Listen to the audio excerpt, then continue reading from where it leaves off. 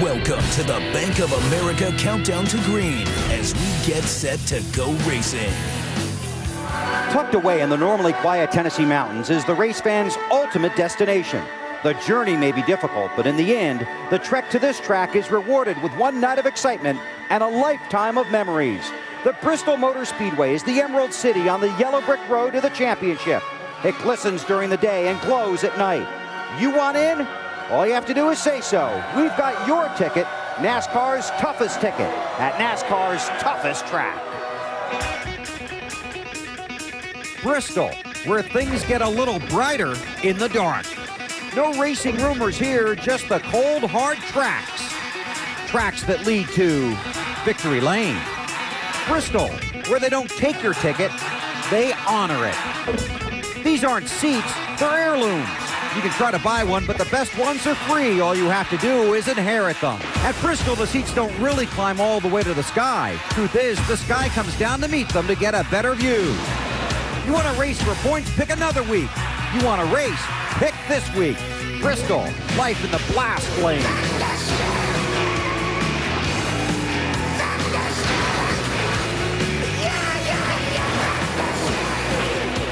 There are plenty of reasons to watch, and there are 20 reasons to watch.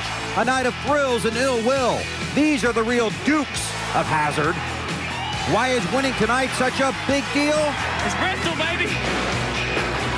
Bristol, baby. Not NASCAR's biggest night, just its brightest night.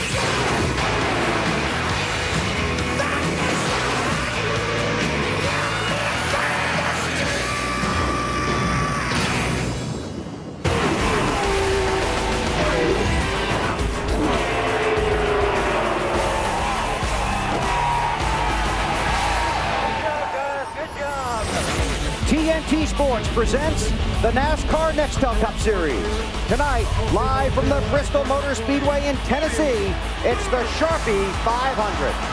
Hello everyone, our TNT race family would like to welcome you to one of the most cherished places in all of NASCAR, Victory Lane at Bristol. I'm Bill Weber, and this is the Bank of America Countdown to Green. We are in the hurry-up because of rain in the forecast. The green flag has been moved up to 7:40 Eastern Time. That's less than 40 minutes from right now. Tonight, the real wild card in the closing 3 races on the way to the chase for the Nextel Cup. Championship leader Tony Stewart is locked into the chase. Tonight, he starts 17th in a backup car after crashing here in practice on Friday. The team took just over 20 minutes to get the backup car off the truck and on the track for 29 minutes of practice. Now take a look at the standings. By finishing 27th or better tonight, Jimmy Johnson will lock in. Biffle and Wallace are getting close. Martin and Mayfield in the fight for 5th. The race for the chase begins with 8th place Ryan Newman. And for these guys, there are more twisted scenarios than a Quentin Tarantino movie. For example, Matt Kenseth is 15th in the standings, 104 points out of 10th. Kenseth not only needs to gain those points, he also must lead 5 other guys and hope Dale Earnhardt Jr. does not pass him. Tonight, Kenseth starts at the front of the field, and so do we with Dave Burns. And Bill, it has been 118 races since Matt Kenseth last sat on the pole, but he was fastest in qualifying yesterday. Matt, how much have you helped your chase chances by qualifying first here at Bristol? Oh, I don't know. It seems like it's been longer than that, though. Is that all longer it's been? 118, buddy. Okay, all right. I don't know. We've been so far out of the thing with all the problems we've had here and there, and last few weeks we made some ground, but we need to have perfect 3 races and have some other people have trouble to make it in. So I'm just excited to be on the pole, but more than that, we never did any qualifying runs yesterday, and I was just real excited with my car and race trim. It drove really great, and we just threw some tape on it and put some air pressure into the 16 head in and went and qualified, and it was really fast. So that it excites me we have that good a car for a race, and it runs that fast. So I'm looking forward to it tonight. All right, a first Bristol win would move him a lot closer to the chase. To Marty Snyder. Dave, Ryan Newman has won 3 straight in the Busch Series, including here last night. Can you translate that into a Cup win this evening, Ryan? Well, car's definitely good. Takes a little bit of racing luck. We had some of that on our side last night with the rain and the cautions, but have to put ourselves in position. Track position is very important here, and we just have to see what we can do. I know the car's fast. It's just a matter of being there at the end. Ryan drove to a Bristol career best second in this race last year. Matt Yoakum. For the third time in his career, championship point leader Tony Stewart will have to start in a backup car due to a crash. But Tony, since you're locked in, is the fun meter up and the pressure down tonight? Definitely the pressure's down, but you wouldn't have known that by yesterday crashing the primary car. It just got away from me, and really proud of Zippy and our guys on the Home Depot team. They did an awesome job of getting us ready to go again, and the good thing is we don't have to worry about it tonight. We get to just go out and try to win the race, so I'm looking forward to it tonight. He chases his 6th career NASCAR Nextel Cup short track win, and let's go about another 2.5 feet to my left to Alan Bestwick. Yeah, trying to balance in a moving truck that just started and stopped on us. Jeremy Mayfield, with his Michigan win last Sunday, basically gained a points mulligan on tonight's race. Gap on 11th, Jeremy. How does that affect your attitude approaching tonight? Well, you got to still not, put that in the back of your mind and race hard. That's what we're going to try to do. We got a great car. Our Dodge is running really good, and we're just going to act like block it all out, act like nothing's happening. We got to race hard and try to win this thing, or at least finish the best we can and get all the points we can. Never safe till it's over here. Jeremy starts 16th tonight. Bill? Thanks, Alan. It's a big night. That's just the first lap. The Bank of America Countdown to Green continues from Bristol on TNT. Bank of America Countdown to Green, brought to you by Bank of America, Higher Standards, and by Wendy's Classic Hamburgers. Do what tastes right. You may not know this, but Bristol is a multi-purpose facility. Kyle Petty once wanted to fill it with water and stock it with fish. A couple of years ago, Burns and Snyder tried to turn the place into a high-banked bowling alley. Please bring your own bowling balls. Tonight, Dave is ready to play a little bit of basketball instead of bowling. Here with LeBron James, superstar forward from the Cleveland Cavaliers, here to take on Bristol's version of basketball, which we call track hoops. Are you ready?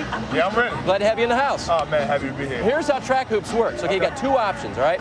Option 1 is you can take it strong to the hole, which is a problem because you got to face Bristol's best defense, which is 36 degrees of banking. That's a lot of banking. Or you can take the half-court shot from where you are, because the track's about 40 feet wide, but the rim's a little higher than regulation 10 feet. What do you want to do?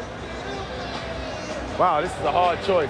Test it. Check it out. I either can take it strong to the hoop, Yep. all the way up that hill, or I can shoot a jumper from here. You're not bad from three-point range, you know. I think I'm going to try the jump shot. All right, here we go. Come on, LeBron. I'm going to try the jump shot from here. Think you can do it? Now, how many times I get a try? How many tries? You're going to make it the first time. Doesn't matter. Oh, just one time. I get one try? You were going to make it. Track hoops, buddy. All right, I get on the first try then.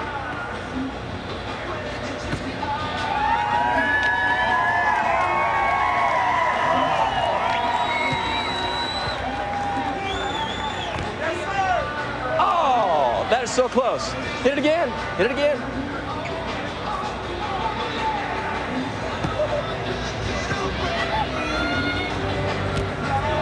The wind. That's all you add. The win factor. Definitely win factor. Hey, the wind blowing. You know, there is some wind here at Bristol. People don't realize that. Oh, there it is. All right, hey, LeBron, you know what? I think you're going to have to hit me for the layup. Oh, no, he's coming strong. No way. LeBron James on the 36-degree banking of Bristol Motor Speedway. Going to the hole. Please don't jam it. Yeah! There it is. My friend, what do you think of the banking here? A little different, huh? Oh, man, this is a very bigger court than I've ever played on. But that's track hoops here at the Bristol Motor Speedway. Okay, Dave, thanks a lot. Now, here's why you race fans should always come to the track early, find the pit reporters and their guests, and see them rehearse. Watch this. I ain't leaving till I make it. Come on, James. Come on now. There it is! Yeah! LeBron James, ladies and gentlemen, here at Bristol Motor Speedway. Track hoops, man, nice job. Hey, man, it's the hardest hoop ever. LeBron for the Bristol win. Rusty Wallace rolls off 20th, his final race at his favorite place. Rusty's story is next.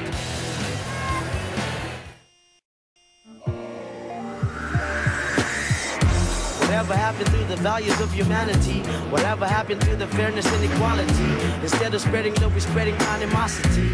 Lack of understanding leading us away from unity. That's no wonder why sometimes I'm feeling under. Gotta keep my faith alive till love is found. Ask yourself.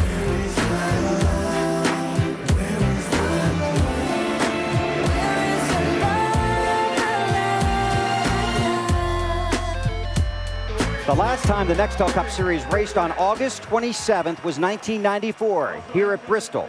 The winner, Rusty Wallace, 11 years ago tonight. Yeah, we looked it up so you wouldn't have to. This is Rusty's last race at Bristol. So many memories. The fun, the fights with Dale Earnhardt, the 9 wins, the fights with Dale Earnhardt, the 7 second-place finishes, those fights with Dale Earnhardt. Rusty isn't saying goodbye to the sport, but he is giving up his seat. That's hard for any racer. But what might make it a little easier for Rusty is the fact that maybe someday another Wallace will fill it.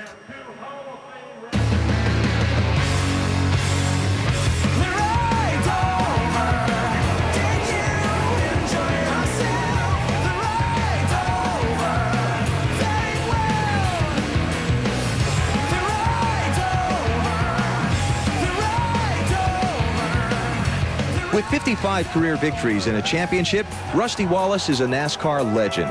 But on this weekend in Michigan, it was his youngest child who was writing his own page in the history books. Steven got in the car, and on his 3rd lap, he came flying by at a 40 flat. And I went, what in the world? He's never seen the place. He's already run within a 1/10 of me. Now look, I don't need no hero stuff this morning. Just go out there and give me about 6 or 8 laps, and you say, hey, Dad, it feels good. Then bring it in and we're done, okay? Thursday, Friday at Michigan, going through practice, going through qualifying, that whole routine.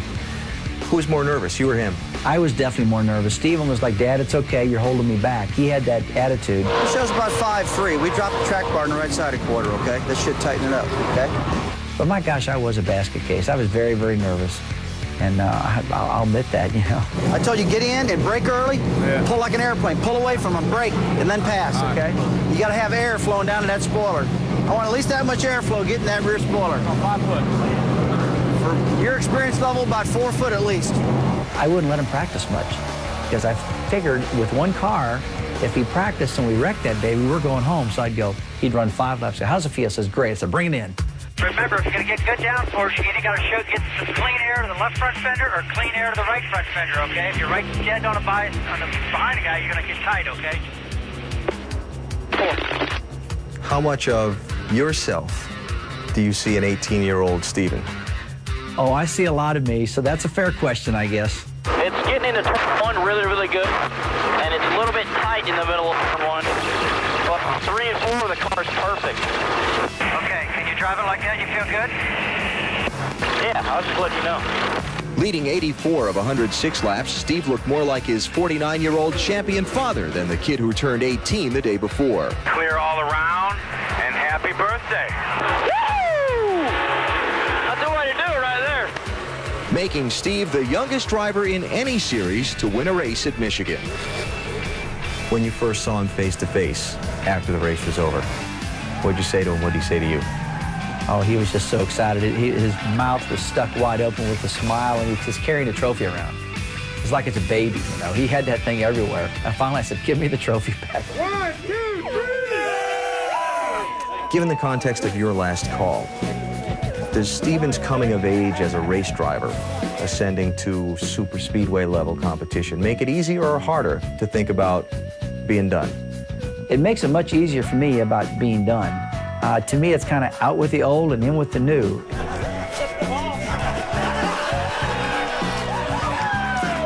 Is that what the future holds for you after 2005 is over? Does that become more of your full-time focus? As I announced this retirement, opportunities are popping up.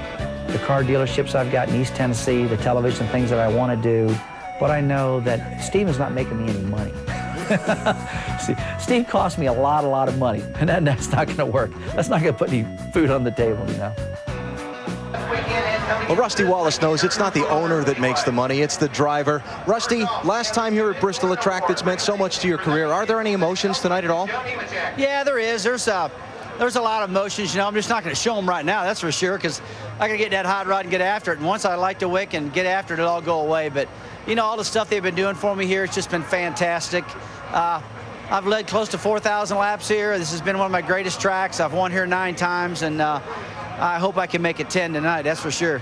Yeah, you stole my line. I was just going to say, Rusty's trying to make it an even 10 wins at Bristol. Good luck tonight. Thanks, man. Appreciate it. Thank you. Rusty Wallace about to close out a fabulous career at this racetrack, the place where he got his first win. We're closing in on the start of tonight's Sharpie 500 at Bristol. Stay with us on TNT.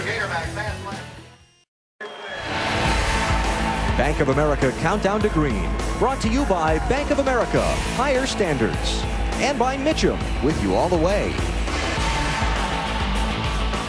Now, this week's Bank of America Higher Standards moment. Here comes Gordon, right up against the back bumper. Gordon right up to the bumper again.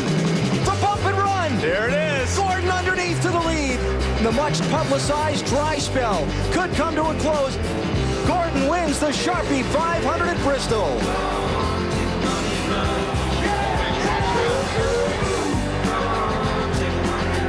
Welcome home.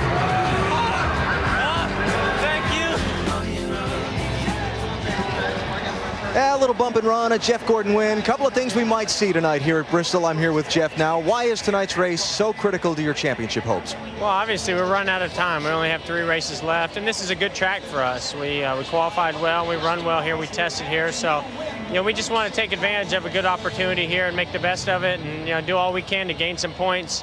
We haven't had great luck lately. We haven't had great runs lately, but we've had some things, some glimpses of hope, and last week we had some good luck. I'm hoping this week we can put a good car out there and have a little good luck. Come out of here with a great finish, hopefully a win, and go to California and just try to go on that momentum. He's got a great starting spot. He's on the front row. Dave? Jamie McMurray is clinging to the chase in 10th position, but he has to start at the rear of the field tonight. Jamie, how hard is it going to be to hold that spot? It's going to be tough. This isn't the best car that we've ever had at Bristol.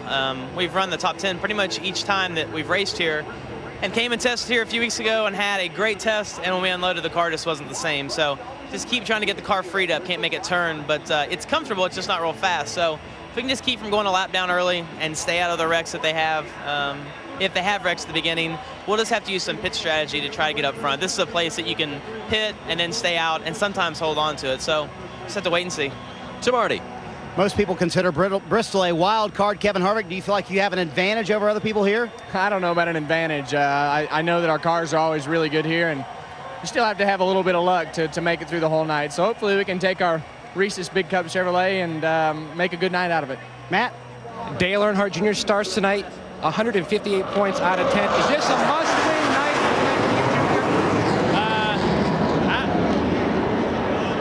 I don't know if it's a must-win. We'd like to win. We're starting off far toward the back, and we got a long, long race, so it's a must-have fun night. We'll just see how that works. He won from 30th last year. He's earned the most points in the short tracks over the past 2 years. The countdown is at 0. The Bristol Night Race coming up on TNT. This has been the Bank of America Countdown to Green. Let's go racing.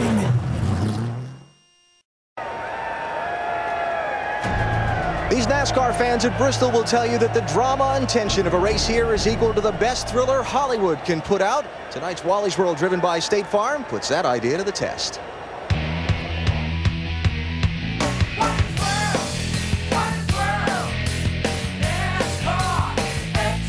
Welcome aboard Wally's World. Now, I've got a really special guest this week. Writer and director Quentin Tarantino. Welcome aboard. Hey, good to be here. I'm a big fan of yours, especially, you do these movies, Kill Bill. Uh-huh. Do you mean Weber? Oh, yeah, this I did, man. Very nice. Well, that was what Kill Bill means. Let's get around this place. Hey, come on, let's play here. You gotta have talent, and you gotta be focused. That's why NASCAR does not let me compete here. Yeah, that's what I'm talking about. Give me a Bristol strike. We got guys like Carl Edwards. He does a backflip. I think it'd be cool if somebody in Victory Lane did the Pulp Fiction dance. There we go.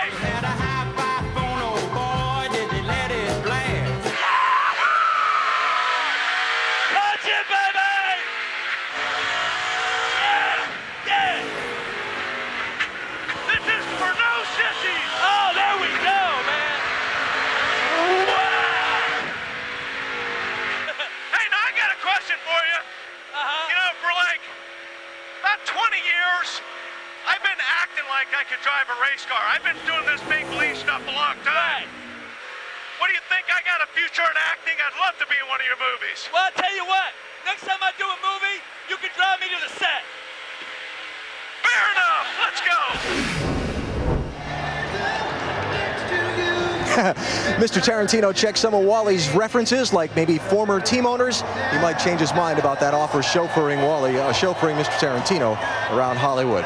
Well, the atmosphere here on the grid right now, it's really electric. This grid seems more crowded to me than any other that we get on all year long. Maybe that's because this is one of the smallest racetracks, but it's also because of this imposing stadium, the fans towering above the pit crews down here inside the racetrack. The crews all crammed in between their cars now, looking on at the final moments of pre-race as it counts down. You see the card stunt going on in the grandstands.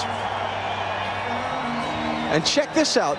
An onboard camera on the parachuter trying to hit the target inside this world's fastest half mile. Wow, I'd love to have that view. It's amazing, this racetrack, and it's why they sell out year after year after year, and that's just the atmosphere before the race starts. Shortly, the sparks will fly, the fenders will bend, and it'll be some of the most intense NASCAR racing of the season. Listen to this crowd.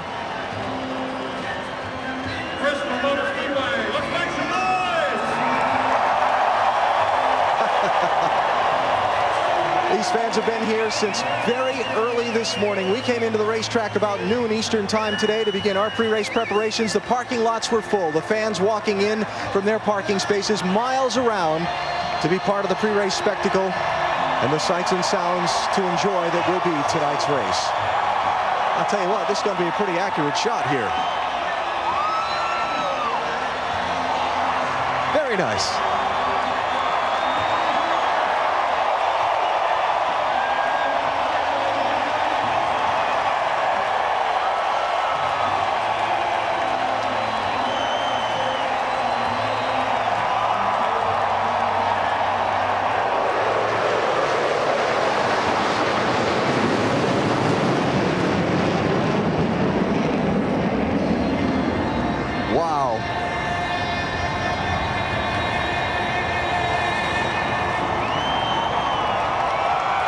Just a little idea what it's like to be down here on the grid before the start of tonight's Sharpie 500. And now we take you to the start-finish line stage for the pre-race ceremonies. Ladies and gentlemen, would you please rise for our invocation to be delivered by Dr. Greg Jordan, the president of King College. O Lord our God, we praise you and acknowledge your presence in heaven and on earth. May your will and expressions of truth manifest throughout all of creation, be recognized and embraced. Grant us all that sustains our lives. May we express love, kindness, joy, and grace to others, much as we would enjoy these expressions toward ourselves. Keep us from all that is unworthy. We pray these things, invoking your presence, asking your blessing and safekeeping upon the drivers and their teams, trusting in the one who created heaven and earth, and in the Christ. Amen. Please remain standing and join in the singing of our national anthem with the children of the drivers and crew from Motor Racing Outreach.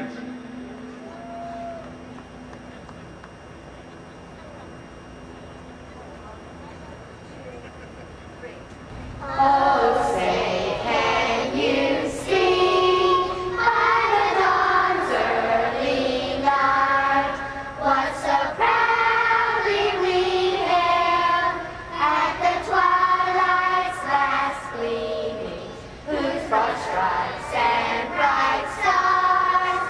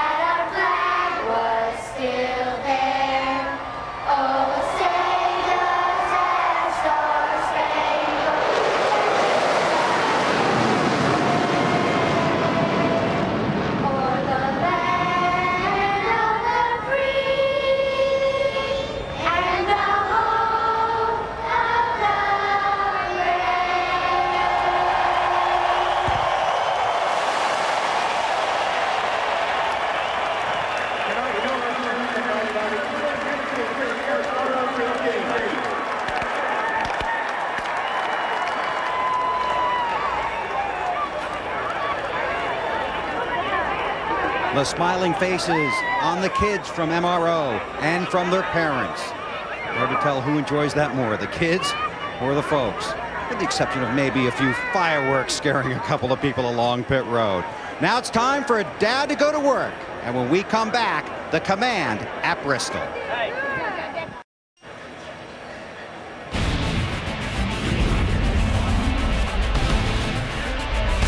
TNT Sports presents NASCAR. Tonight it's the Sharpie 500, live from the Bristol Motor Speedway in Bristol, Tennessee. Hi everybody, Bill Weber along with Wally Dullaback and Benny Parsons. Thanks for having us in for the race. This place is a blast for race fans and for most drivers, but it's hard to describe how hard it is to be successful here. Two of the big keys, Wally: don't make any mistakes and stay away from everybody else's mistakes. Exactly. This track for the teams and drivers reminds me of Talladega because you can get caught up in somebody else's wreck real easy. In the spring this year, we had Jeff Burton get turned. He came in, hit the inside wall, slid up the racetrack right in the front of Kurt Busch. He had no place to go. Last night in the Busch race, you're going to see a lot of this. It's so hard to pass. See Harvick trying to get underneath Biffle. You'll see a lot of guys chopping each other off. Also last night, Casey Kane goes to make a pass for the lead on Newman. Wasn't enough room. He was lucky, or Newman was lucky, that Casey Kane turned the car down. They could have taken each other out. But BP, there's a lot of mistakes you can make on the racetrack, but you got to be careful about making mistakes off the racetrack as well tonight. That's exactly right. You know, last night in the NASCAR Busch Series race, we saw drivers eliminate their chance of winning by making mistakes simply coming down pit road. In NASCAR racing, you cannot pit until the pit road is open. Kyle Busch, the 5 car, Martin Truex Jr., the 8 car. You can see the red light is flashing. Pit road is closed, but they chose to come down pit road. Martin Truex Jr. had crossed the commitment line. That means those drivers had to go. There's the yellow commitment line. You see the red flag waving. By making the mistake, they had to start the race at the back of the field. They could never get their way all the way back to the front. There's tremendous amounts of traffic here. There's the commitment line. Once you cross that line, you must come down pit road. If you haven't crossed it, you have to stay out on the track. What, drivers will make that mistake tonight, won't they? They will make that mistake. And also, on the caution flag, you have to go down both pit roads. Green flag, you only go down once. We've seen Jeff Gordon make that mistake twice of going around both pit roads on a green flag stop. And Wally, you talked about it. Patience and temper here, obviously critical keys. Yeah, guys will be patient at the beginning of this race, but that'll go away as this race goes on. You'll see guys starting to get into each other, and that's the easy way to pass somebody is to get to their bumper and tap them, but we probably won't see that till the end of the race. Well, there's a lot to watch for on this short track. Patience, temper, fuel mileage, tire strategy. What will play out here? The race by Mike Skinner was won here with tire strategy on Wednesday night. Last night, Ryan Newman used fuel and a lot of patience and a little bit of rain to stay out on the track. That got him to victory lane. His 3rd straight win in the Busch Series, trying to convert that into a Nextel Cup win tonight. The drivers are in their cars. The fans are in their seats. The only seat left for this race is the one you have at home. 500 laps on the world's fastest half mile, the Bristol Motor Speedway. Now, let's take you trackside and get the words you've been waiting to hear tonight. And now, ladies and gentlemen, for the words we've all been waiting for, Sharpie 500 Grand Marshal, Deanna Carlson. Gentlemen, start your engine!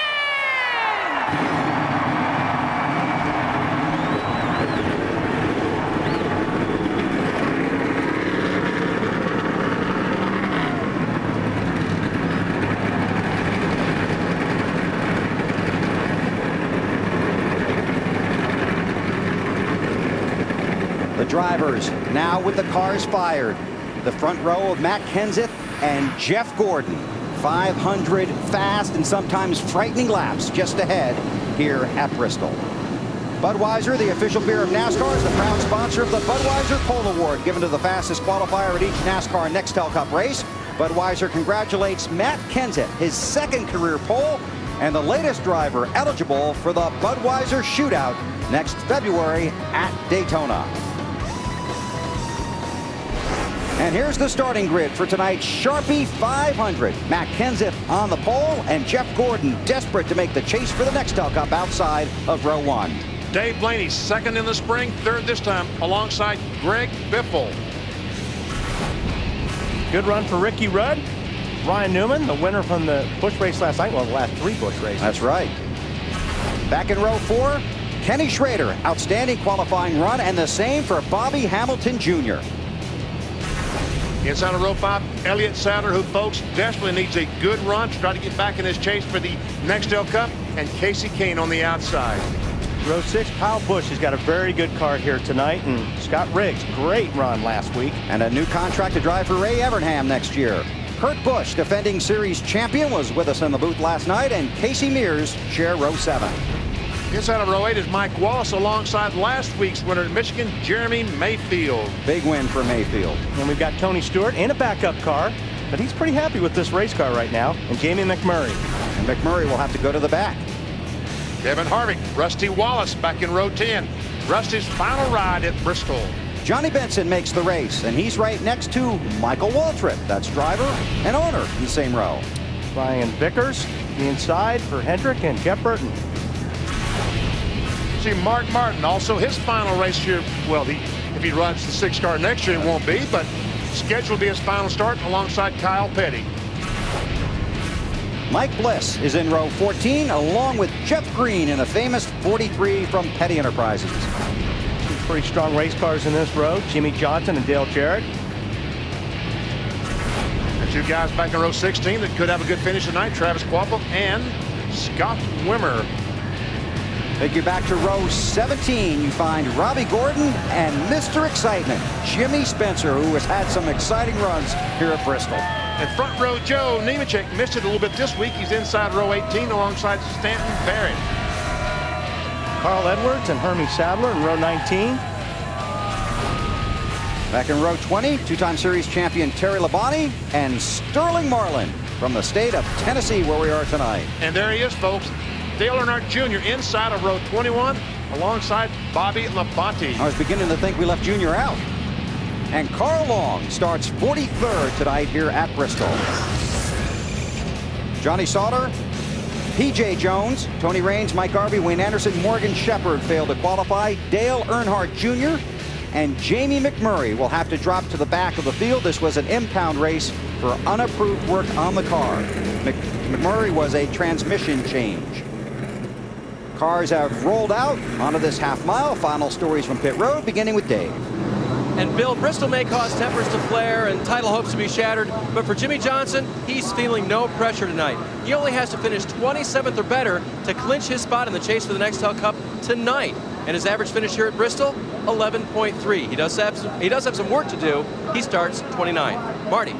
Dave, Kurt Busch is a 4-time Bristol winner, all with the same race car, but for the first time in 5 years, he doesn't have that same race car here at Bristol. This is a brand new car they brought this weekend. Jimmy Finning told me moments ago they've been working out new car bugs all weekend. The car not nearly where they want it, but Finning told me I have Kurt Busch and I have 500 laps tonight to get the car right. Matt? Mark Martin has 2 Bristol wins, both coming in the night race. Now he's 25th in the lineup. He's 5th in the championship standings with a big cushion over Dale Jarrett back in 11th. Now he told me moments before he climbed his car, he has a very good car. Had a great race car here in the spring, but he crashed out while running 9. He says the car tonight, it doesn't have to win the race. It just has to not be involved in a wreck. Alan? On Bristol's pit road, the cars and the crews are packed in very close together, but therein lies one of the keys to tonight's race. You heard Benny talk about how tough it is to pass here. If a pit crew can gain a driver a couple of spots tonight, it might win him the race. Also, remember lap 350. That's when a crew chief's going to have to make a key strategy call that will determine whether he finishes up front or goes away from here kind of mad. Bill? Thanks, guys. Have a great night down there. You know, to watch these guys warm up, BP, we see this here at Bristol all the time. These guys on the outside are not very happy. No. Because when this race starts, those guys on the outside have to get to the bottom as quick as possible. We'll see that all night, especially on restarts. Here's a camera on the front bumper of Bobby Labonte's car. How many laps do you give it? You know what? Over/under. Since it's on Bobby Labonte's car and he takes care of his equipment, I think it'll be there all night. You think so? Yep.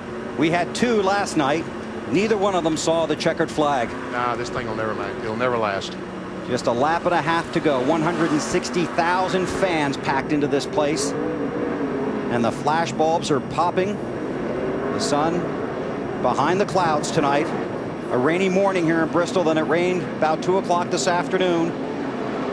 But hopefully the rain will stay away and we can go 500 laps here on this half-mile track at Bristol. You can see what Wally was talking about, that black area on the bottom of the racetrack. That's the groove that all the cars run.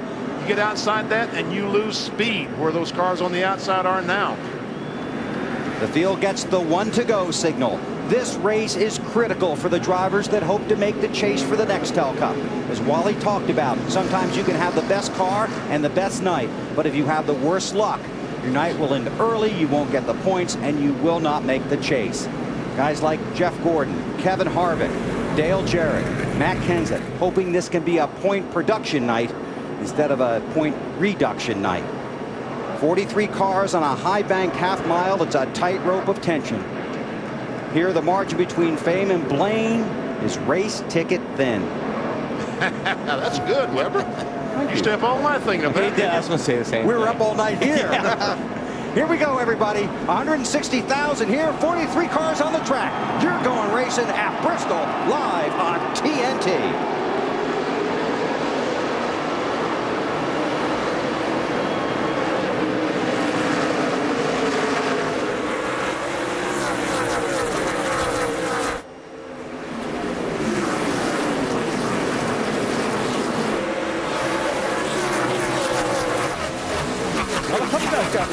Gordon got down there, Biffle got down there, Newman is down on the bottom. Kenseth got 5 bonus points. And 43 guys got lucky. They didn't crash on the first lap. Exactly right, PP. Casey Kane is hung out there on the outside right now. On the outside of the 38 of Elliott Sadler, there they go. That's through turns 1 and 2. Quickly down the backstretch and right into turn 3. Not going to get a break here. Right behind Sadler, that very fast car of Kyle Busch. Felt he had something for the pole. Was very disappointed after his qualifying lap here yesterday. I'll tell you what, that 9 car running that fast is very impressive on the outside. You see the ticker at the top of the screen. The drivers in green currently in the top 10. The drivers in red mathematically eliminated from the chase. The guys in yellow hoping to make the chase. We'll keep you updated on the colors and their positions throughout the evening here at Bristol. See Kyle Busch working on the rear bumper of Elliott Sadler, and Sadler's car sliding up the hill a little bit, and Busch's car is right on the bottom. That blue gets a little bit of a tap. Maybe a little bit more than a little bit of a tap, but Kyle Busch past Elliott Sadler. Dave. I talked to Kyle about his car because he said it was very, very tight in practice. I asked him if he got the tight out of it for qualifying. He said yes, and it will turn now. Looks like it does.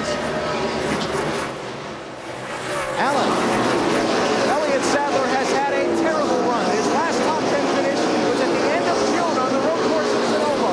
After their troubles in Michigan last weekend, his crew chief Todd Parrott left him a 3-minute-long phone message Sunday night. They've got their chins up. They're optimistic they can have a good run and turn it around tonight. Right? Alan, the booth boys were talking about how fast Casey Kane was on the top. Now he's found the bottom. But the key for Kane, they're good at the end of the run. So any speed they have here is found money. Casey, very good in the long run. In fact, I talked to one crew chief this morning. He said if it was a long run to finish this race, Casey Kane would be the man to beat.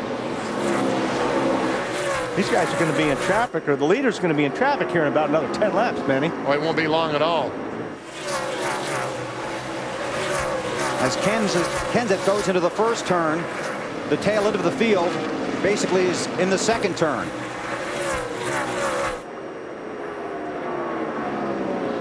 Stanton Barrett currently 43rd, and Matt Kenseth can see him. Well, Stanton Barrett is 13.5 seconds behind Matt Kenseth, and he's running laps just under 16 seconds. So, you want to do the math? Yeah, 3 seconds. It doesn't take long. Gordon still runs second, then Biffle, Dave Blaney, and Ricky Rudd. And, you know, when Kenseth gets to these guys, he's going to have to figure out if his car works high, because he's not going to be able to pass everybody on the low side. Well, they got Rusty on the outside, but he drives down to the inside and gets by Michael Waltrip. On board with Wallace, 9-time winner here at Bristol, his final race here. On board with Rusty Wallace as we look back at Michael Waltrip.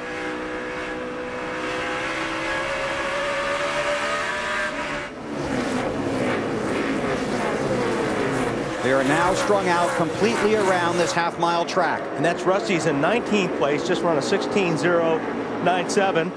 And the leader just ran a 16.00. So Robbie Gordon. See the smoke coming out. I guess that's. Yeah, I can see. You're not turning yet. Smoke under the.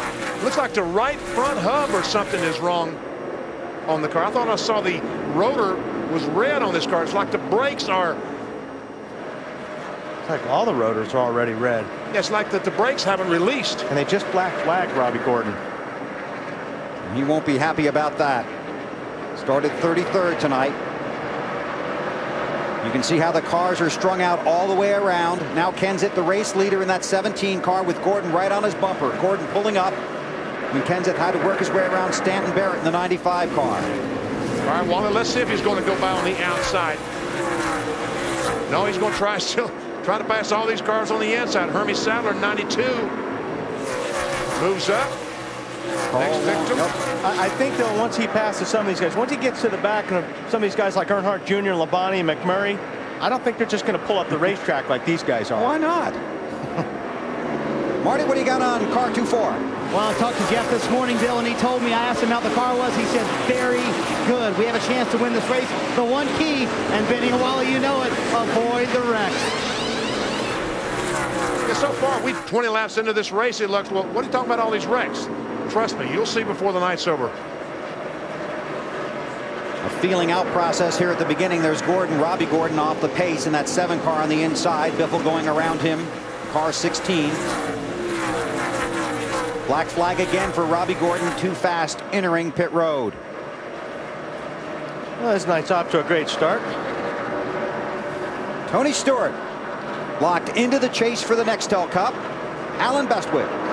Hey, Tony just radioed his crew chief Greg Zipadelli, said, you know, I'm just going to ride here for a while, let these other guys burn their tires up, then we'll go. Harvick won here in the spring, starting near the back. He's already moved up to 17 tonight. He told me he had one of the best cars on 50-lap tires, so this car gets better and better as the race wears on. Keep an eye on the 29 as he's working on the 20th Stewart. So Kevin Harvick tries to march his way through the field. Matt Kenseth started on the pole. He has led all 24 laps here at Bristol. You're watching the Sharpie 500 on TNT.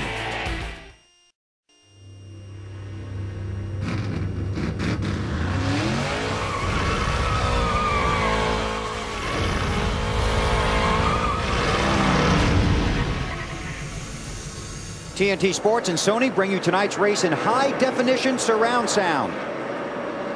For the best way to experience the full impact of HD, get Sony HD. Hear the big picture. Boy, Jeff Green, that 43 car almost crashed down the backstretch. Oh, he's still trying. Oh, Earnhardt Jr. on the apron. And these guys have to go because right behind them on the same straightaway is, or right behind Junior is Matt Kenseth, the leader. Kenseth is battling against the 42 of Jamie McMurray, trying to put that potential chaser down, Dave. Came in 10th in points, Bill, and I talked to Jamie just beforehand about that. He said, if I go a lap down early, I've got 2 things working in my favor. I could be the lucky dog if I stay the first car a lap down, and I also get to start on the inside file if I'm more than the first car a lap down. Inside is good here at Bristol. We'll see if he can make it back. He's already not the lucky dog. Yeah, I was going to say, the lucky dog's going to be a moving target every minute because everybody's single file and the leader's just passing cars about a car a lap. So Jamie McMurray now falls back to 13th in the championship standings. That will change his color on the ticker. You got Junior getting the pressure.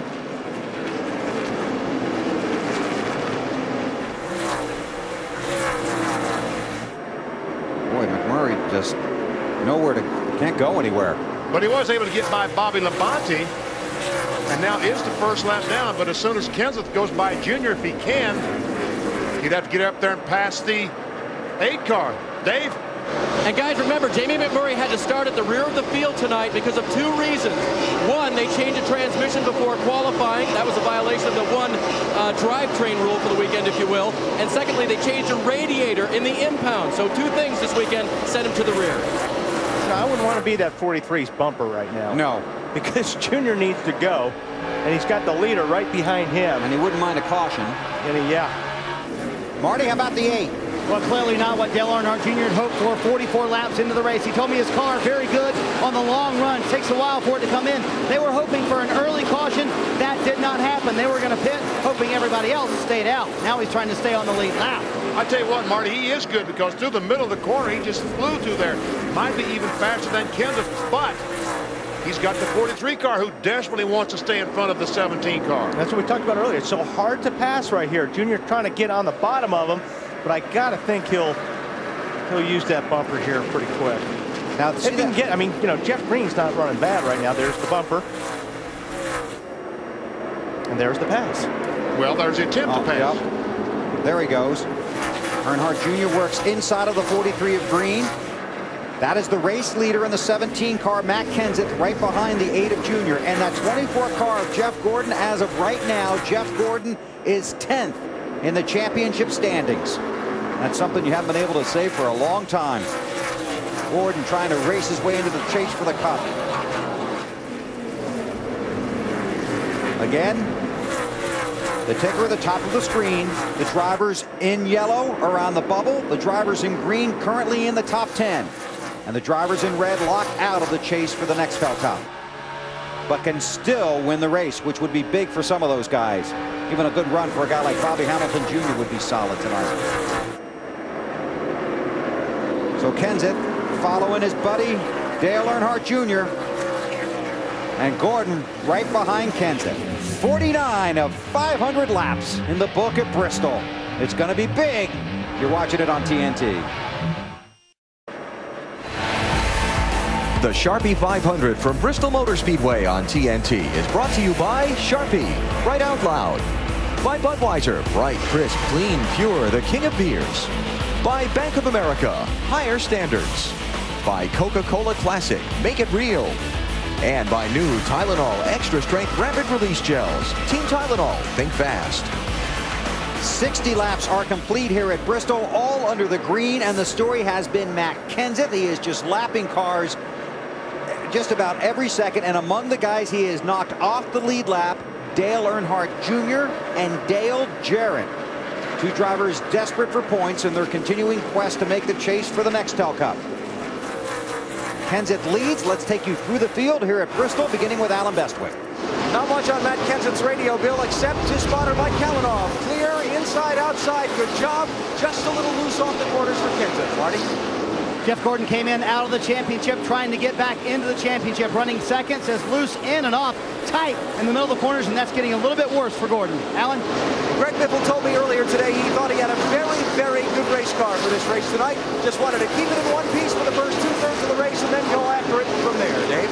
Dave Blaney is being coached to take a little higher line off the corner. He says it feels like the car pushes when I do that. They say, you know what?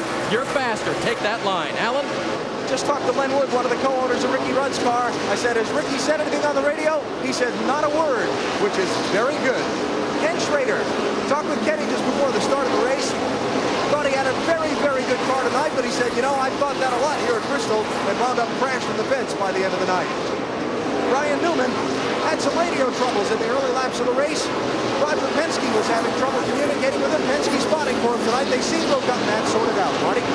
Alan, Jeremy Mayfield came on the radio, said it feels like I'm abusing the right rear tire. Car feels a little bit too loose from the center off from Jeremy. He finished, Dave? If Johnny Bravo, riding with Kyle Busch, needs a new catchphrase, how about get a grip? That's what his driver needs the first time they decide to pit. The 97 of Kurt Busch, I talked to him just before the start of the race. He told me my car is only fair. We'll have to see how we can adjust it. Thanks, guys. The top 10 as of right now. Matt Kenseth continues to lead, trying to put Sterling Marlin a lap down. Kenseth a half-second lead over Jeff Gordon.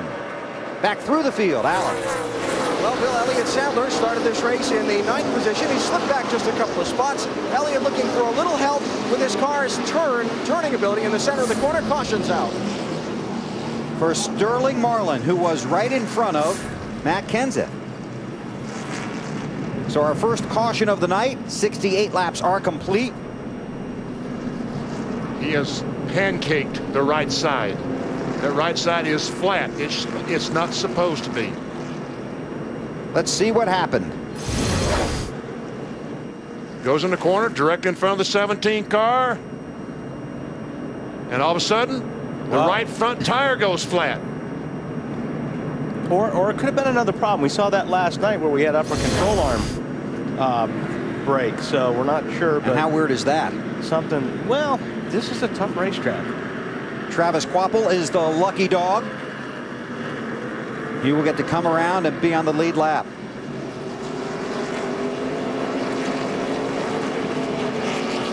So the field comes down pit road, a very tricky and tight pit road here at Bristol. Backstretch pits, front stretch pits.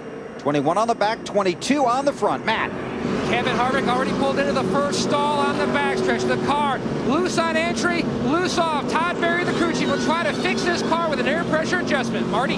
A slew of changes for Jeff Gordon. Pound out of the left front tire, down one round on the track bar, and one round out of the left rear and wedge. Loose in and off and tight in the middle. Dave? By lowering the air pressure in the right front tire, they will make Dave Blaney's car turn a little better. That was his only complaint, the 07 in the pits. They put a wrench in the rear, but that may be a track bar adjustment. Alan.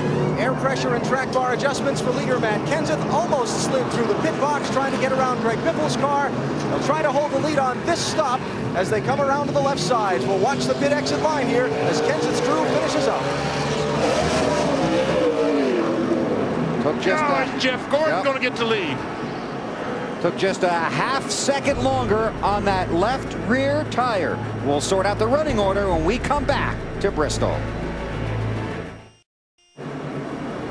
The field coming to get the green. Here's the Craftsman pit summary. Matt Kenseth out second, Jeff Gordon out first, and Greg Biffle maintaining the third position. Pace vehicle to pit road, getting ready to go green. The 32 of Bobby Hamilton Jr., the 22 of Scott Wimmer, and the 4 of Mike Wallace. Too fast on pit road. That's what we talked about, making mistakes that cost yourself a chance at a good finish, even a victory. The leader of the race, Jeff Gordon. But boy, there's a lot of good cars one lap down that are going to be trying to get their lap back. Ooh, contact between, what's that, Kurt Busch and car round.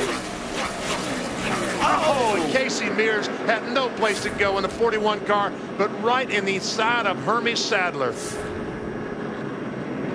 Got caught up in somebody else's mistake. Earnhardt Jr. will be the lucky dog.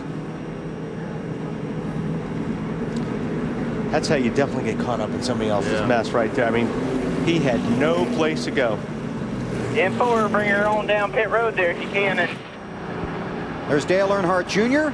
He gets the Ballpark Lucky Dog Award. He was the first car scored off the lead lap, so Jr. gets back on the lead lap. A huge break for him. Well, let's see. He just Sadler, well, he may have got touched there on the bottom and got sideways. And then Casey's got no place. So he's got the front tires locked up. Similar to what we saw at the beginning of the show when we talked about exactly. Kurt Busch under caution for the second time at Bristol. During the week, Joel Schaefer, our Nextel fan of the week, is a trauma surgeon working with cancer patients. But on the weekend, you're a race fan, Jeff Gordon fan. But how does somebody from New Mexico become a race fan?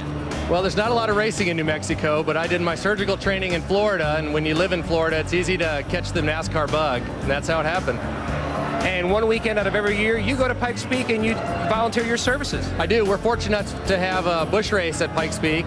We go out one summer, every summer, and take care of the infield care center and any of the drivers or pit crews that have any trouble. And if you'd like your shot at being a Nextel fan of the week, it's very easy. Just log on to NASCAR.com/Nextel. Thanks a lot, Matt. Now hustle back to pit road. Oh, wait a minute. He did that earlier. All right. Still under caution here at Bristol. The Busch Series was here last night. Here are the unofficial results. Ryan Newman with his third straight win in the Busch Series.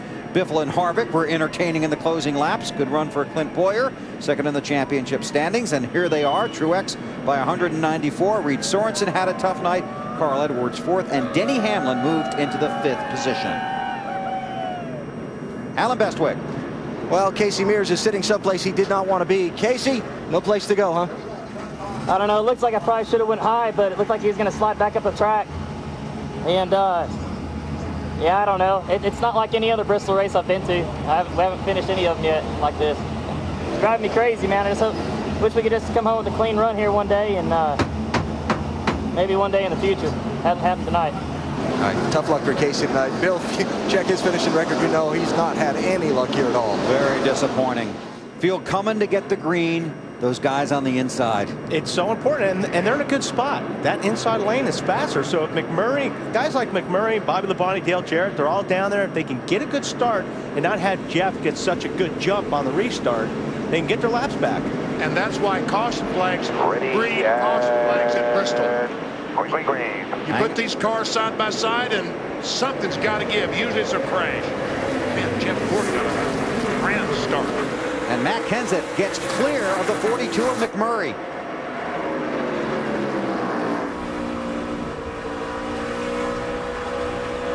On board with Bobby Labonte. Matt. Not the night that Bobby Labonte been hoping for. No grip at all. He was telling his team they made significant adjustments with track bar and air pressure, trying to make something happen for Bobby.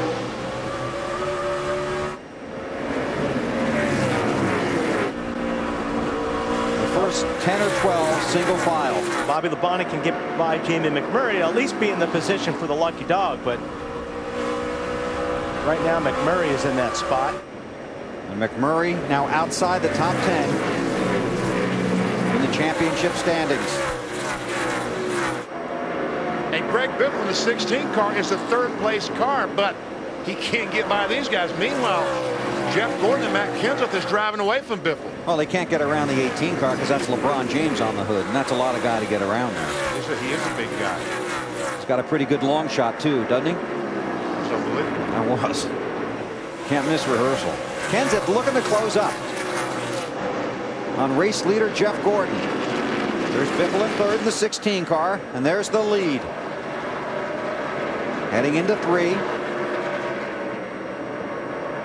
Kenseth started on the pole, led 70 laps.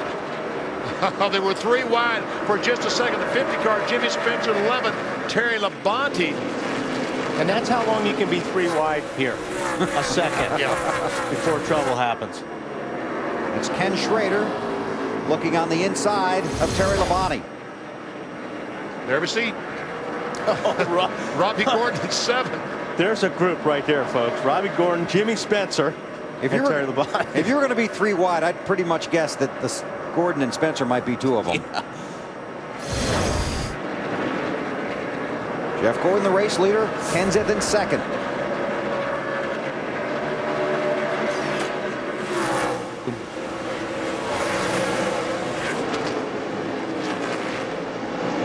Dropping back. Looking for Rusty Wallace and the 48 car of Jimmy Johnson. They were side by side. Now they've straightened it out. That's the 48 of Johnson. Rusty looking back at Jimmy, Dave. Oh, Casey Kane is around and taps the wall. Caution is out. Our third caution of the night. Spun last night in the Busch race. Spun earlier in the race tonight. Look, Earnhardt Jr. got spun around as well. And that will not be the last caution. Just came on down like I was a bear running across the apron. I tried to brake, straighten the wheel to spin him out, but it's too late. Did he say the 4? I think that's what he said. Oh, he's got some damage here on the right front. Yes, he does. Not that it makes a whole lot of difference here. Well, we talked about it. This race will definitely end somebody's chances to make the chase tonight. And Earnhardt already hanging by a thread. Jamie McMurray will be the lucky dog. Let's see if we can see what happens here. Well, this started pretty early. It looked like Harvick got into Casey Kane. Tell you what, let's ride with Kevin Harvick and see what happens.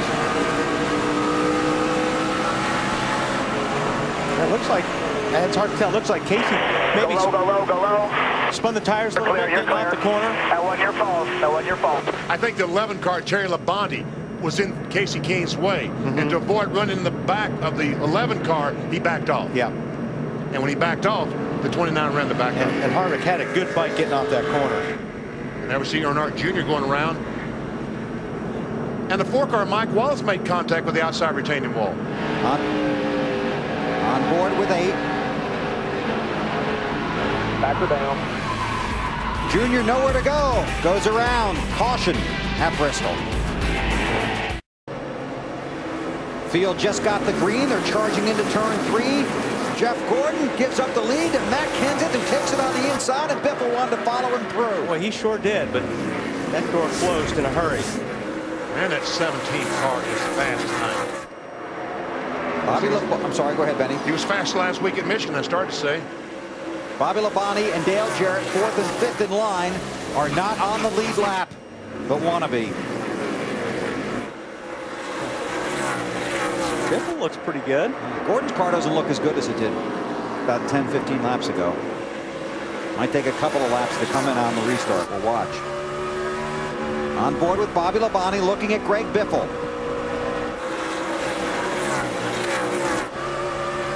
Martin, did you say anything about the 24 car?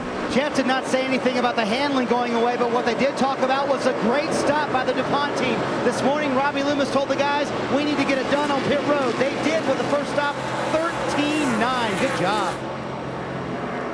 Can't make any mistakes, and your pit guys can't make any either.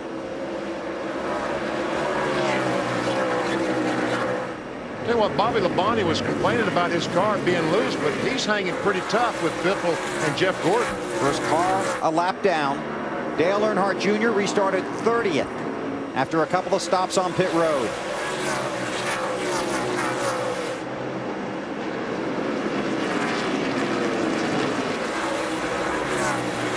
Marty? A lot of right side and rear end damage to Casey Kane's number 9 Dodge. What happened on that?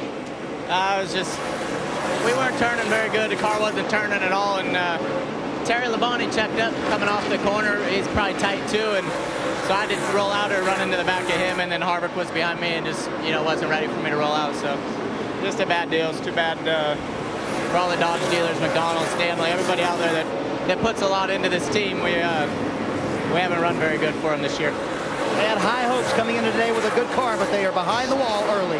No, it used to be, Kurt Busch was up here last night talking about it. It used to be when you follow somebody car here, Benny, you would drive through their windshield. You would kind of look through the windshield. But the way these cars are now, you can't see through the guy's windshield that you're following. The seats are now so large, they take up half the room inside the car. And the rear windows, the rear window and the windshield, they're so narrow. Right. You're right, it's so difficult to see what's in front of you. So if something happens 2 cars ahead, it's hard. You can't get checked up. Even if the guy in front of you throws his hand up, it's very difficult to see, especially at night. So Casey Kane behind the wall. Johnny Benson in the 00 also behind the wall with electrical issues. Marty, Dale Earnhardt Jr.'s got some work to do. Have you heard of the word angry before? Yes. And that's what Junior is right now. He said, don't even worry about the tape on the nose. Pull it all off because I'm going to knock the nose off during this night anyway. Don't worry about it. The car is towed out a little bit. He said when he holds the steering wheel straight, it's actually to the left. So when the car's going straight, the wheel's actually a little bit to the left. So Junior's got that to deal with, as well as all these laps still left at Bristol. But it's working. Just got around Carl Edwards and now is chasing Jamie McMurray. Want to go for a ride? And on top of that, this place is a little bit physical to drive for a race car driver. I mean, this place is really brutal. Here we're inside Dale Earnhardt Jr.'s car. And I mean, you're always turning the car here. You're always saving the car. A lot of G-forces on this racetrack. See him turn the car down in there. And you know what, the toe BP, sometimes that doesn't hurt you here so much, and the damage on the front of the car doesn't hurt you so much here as it would at a faster racetrack where aerodynamics is so important. No, this is mostly mechanical, your shocks, springs, things like that, and driver ability. And patience. And all those things that make good race car drivers. That's why this is the toughest ticket in NASCAR. That headpiece right there, you're using that a lot at this racetrack. I mean, you're being thrown to the right of the car so much. See the headpiece right here? You're just leaning into that thing all the time. Does the car throw you into it? Yeah, I'll tell you what, if that thing wasn't there, you guys used to drive without that stuff Yes. here, right? How did you stay in the cars? I didn't. I got a relief driver. Okay. John A. Espin, he was my man. He came by and helped me because my neck would not stand it. 116 laps complete here at Bristol. Matt Kenseth leads Jeff Gordon and Greg Biffle. Back at Bristol, Matt Kenseth continues to lead. Here's our Wendy's race menu. Week from tomorrow, Sunday night, September 4th, the California Speedway in Fontana, 7 o'clock Eastern time on NBC. And 2 weeks from tonight, we're in Richmond. The 26th race of the season, the race that will determine the 10 drivers in the chase for the next Cup. Our junior goes a lap down again. And so does Papa. I mean, Kenseth is just putting them down right now. And his car looks really clean. Unfortunately, when you're the leader coming up on cars, all these guys that are at the tail end of the lead lap, they know the leader's coming because the spotters are going to say, leader's in your mirror or leader's 100 feet back. So when you're the leader, you kind of get a little bit of a break when you're coming up on cars that you're about to lap. And Junior is going to try his best to latch on to the rear bumper of this 17 got trouble off it too. Scott Wimmer. Nemechek trying to get through. Jamie McMurray. And Earnhardt will be the lucky dog again. And that is lucky. He is a lucky dog. There's no doubt about it. Because it was Quapple a lap before. Yep. Fourth caution of the night comes on lap 129. Let's watch. Comes off the corner and already the 45 car of Kyle Petty gets in the back of him, and it doesn't take much. Around he goes, and Nemechek just barely gets by, as does McMurray in the 42. Kyle in that pink car, the 45. Tell you what, Quapple, he got the thing sideways, nailed it, and stayed. Did not hit the inside wall. Pit stops coming up. Working lap 130.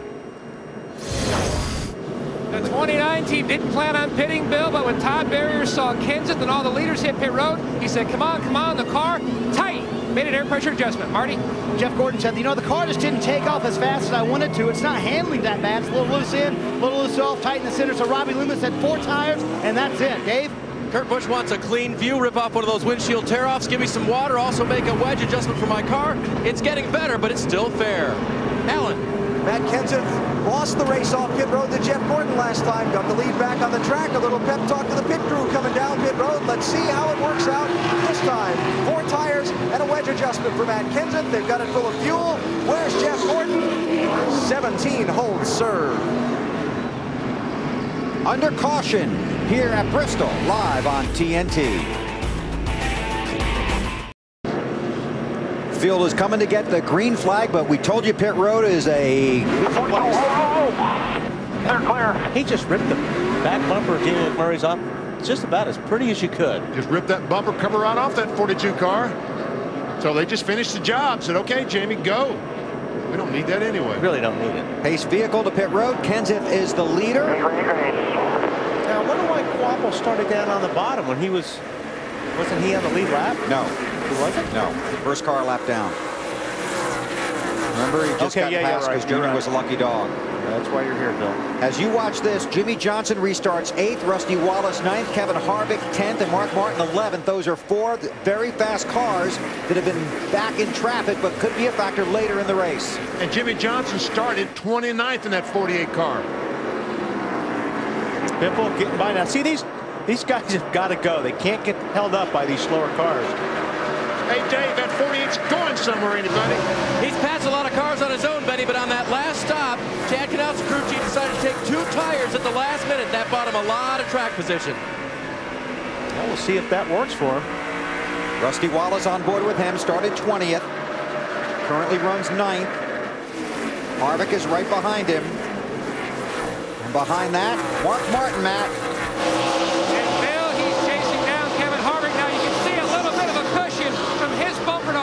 He's allowing Harvick to be the blocker, to work their way through traffic, to try to conserve his car for later in the race. So go ahead, Kevin, tear your car up and I'll follow through. That's not a bad strategy. Martin started 25th, up to 11th. On board with Mark. 130 miles per hour going into these corners on a half-mile racetrack.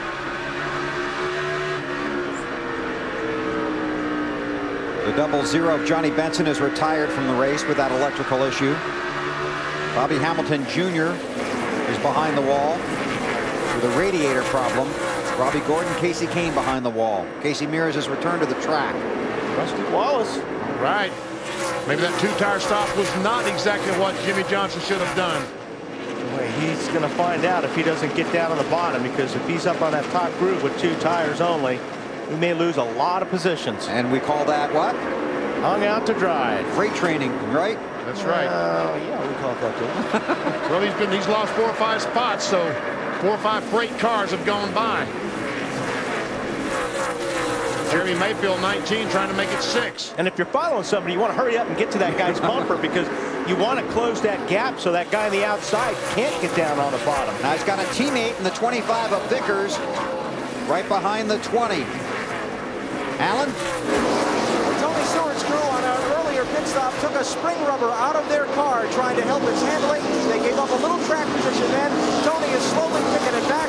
Remember, this is a backup car, and they've got a lot of time left in this race, Matt.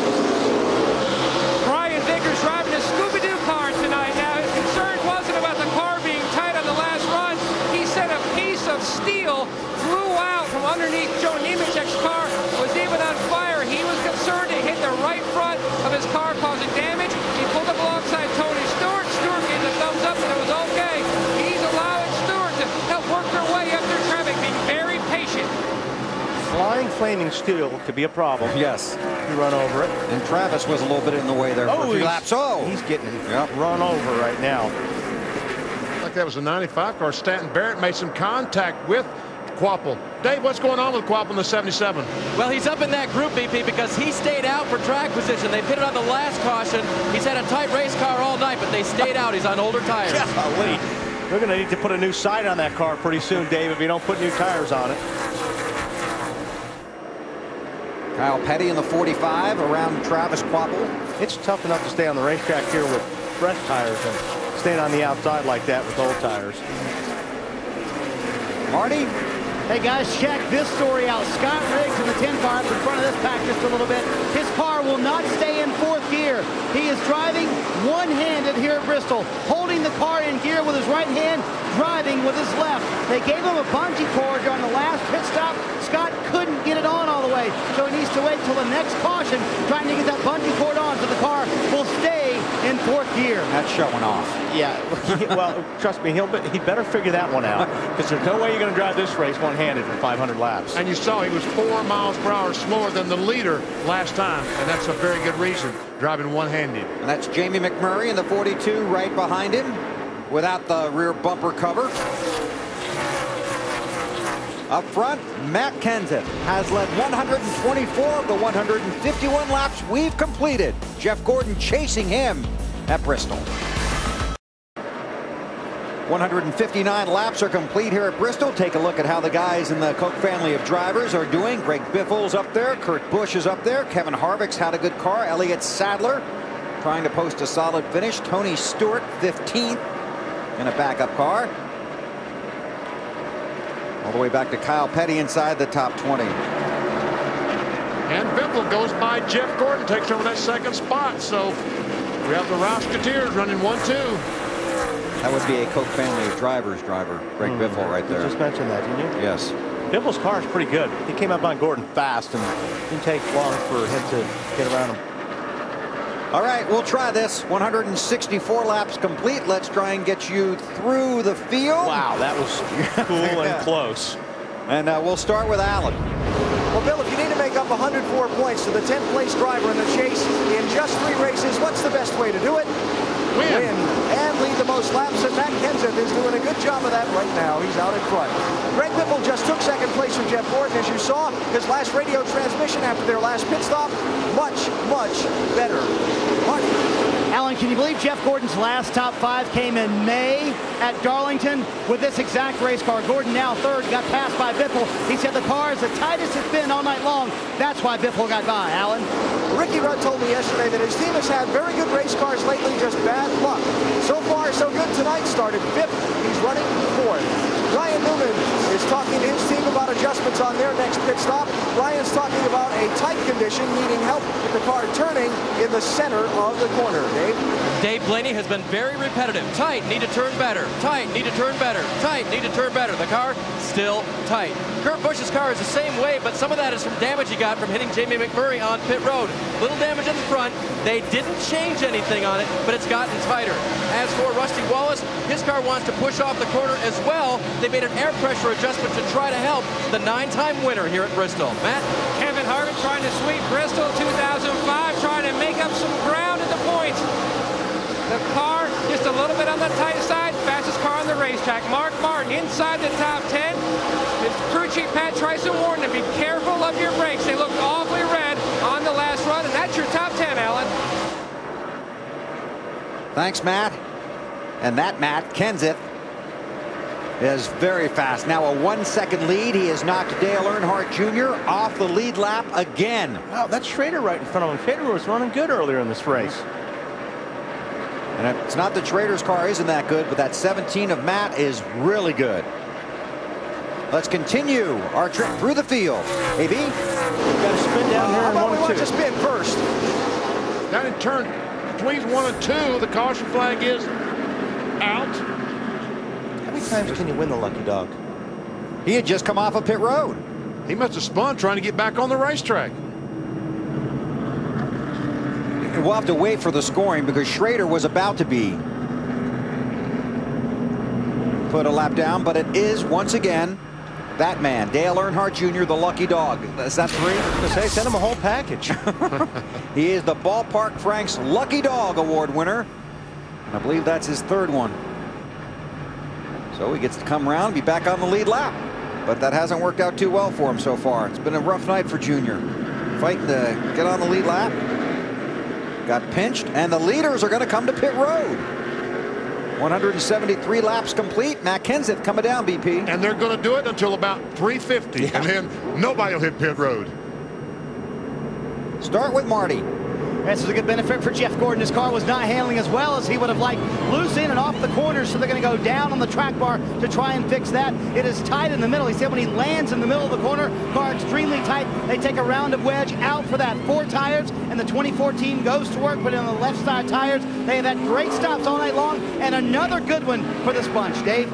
Kurt Busch wants that 97 car to turn better. They will put a wrench through the rear window and change the track bar on that car just a little bit. 4 tires for Busch. Matt Kenseth, the race leader, going to take out about half of the wedge adjustment they put in on the last pit stop. Just try to fine-tune this car's handling. Not that it's really all that bad now, but you never stop working on it all race long. Boy, a lot of traffic on pit road and several close calls. We'll sort it out for you when we come back. You're watching NASCAR Live on TNT. We've gone back to green flag racing here at Bristol. Matt Kenseth is the leader. Kevin Harvick did not pit. He was running 9th. He stayed out, got 5 bonus points for leading. When we went green, he went the wrong way, Matt. Bill, the big key here at Bristol, track position. Harvick had one of, if not the fastest race car on that last run. Now he has that cleaner air, has that track position, currently running in 3rd. They can go to about lap 225 to 250. They're just going to stay out and ride. That's Harvick in the 29. The 2 of Rusty Wallace and the 97 of Kurt Busch. Kurt is currently 21st. Rusty all the way back in 23rd. Too fast entering pit road. Elliott Sadler in the 38 car right in front of Harvick. 2 tires on his stop. He's running 4th. And Kyle Busch has spun on the backstretch going in turn 3. Caution flag is out. And he rehearsed that earlier. Yeah, he did. See some sparks on the left side. While we're in commercial, go down the corner. Oh, he got turned.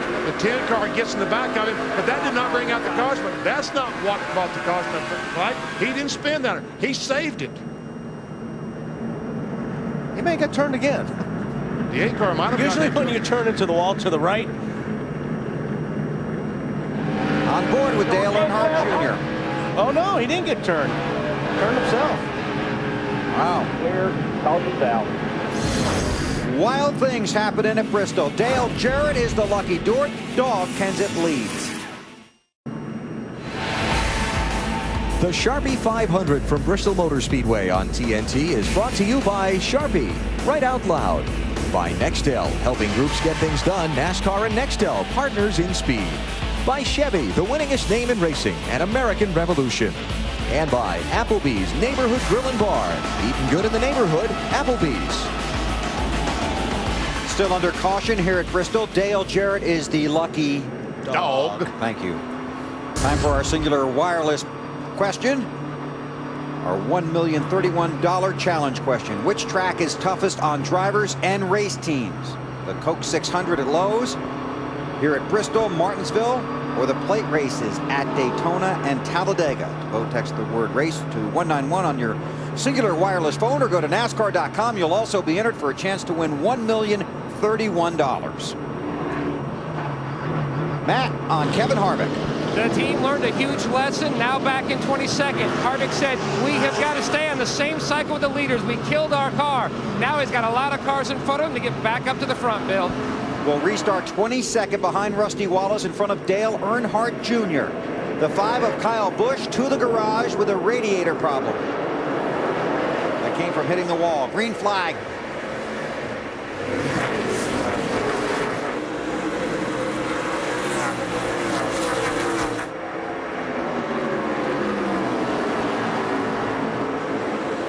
Kenseth leads, Biffle second. Bobby Labonte just cannot get himself back on the lead lap. In case he came, the 9 car coming back on the racetrack. We have Gordon inside of Joe Nemechek. Gordon in the 4th position behind Elliott Sadler. Nemechek is not on the lead lap. He's 1 down. There's a lot of cars right now that are laps down or more that are in between Jeff Gordon and Ricky Rudd. 25 cars on the lead lap. We watch the leaders and go to Dave. With Kyle Busch now. Kyle, I know your car was not handling well. How'd the radiator get broken? Well, the car was handling just fine. I got drilled in the back from the 10 car and pretty much had the save of the year, almost won through 1 and 2. And for some reason, the right rear tire went flat. I don't know what happened. I spun out going down the back straightaway, nosed it in the fence. That's what broke it. But it's been the worst night of the year as far as pit selection goes. Every time we came in, we had at least a 30-second stop because we had to push the car back because we picked a stall in front of a car that qualified in front of us, and then a guy behind us picked in front of us. So every time I had to nose it in, and then we had to push it back so I could get out. Just sad, stupid. Bristol can be frustrating, guys. And pit road is a very narrow place. It's very difficult. He's behind the 99 car of Carl Edwards. He's in front of Dave Blaney. And 2 cars that are pitted every time he does. Yeah, the pit stalls are short, too, so there's not a whole lot of room to get in. So guys don't ever get in their pit stall perfect. You kind of get it in there how you can. A lot of times that's going to block the next guy. And then he goes through all that, gets out on the track, gets drilled from behind, makes the save, and then ends up putting it in the wall anyway. And going through the apron when he made the save, he probably ran over debris that cut the right rear tire down. Because it was down on the apron, yep. Tony Stewart, championship leader in that 20 car. In other words, when it goes bad, it just keeps going. And you just keep getting more frustrated and more angry. Brian Vickers right there in the 25 car behind Tony Stewart. Running pretty good. Stewart is 11th, Vickers 12th.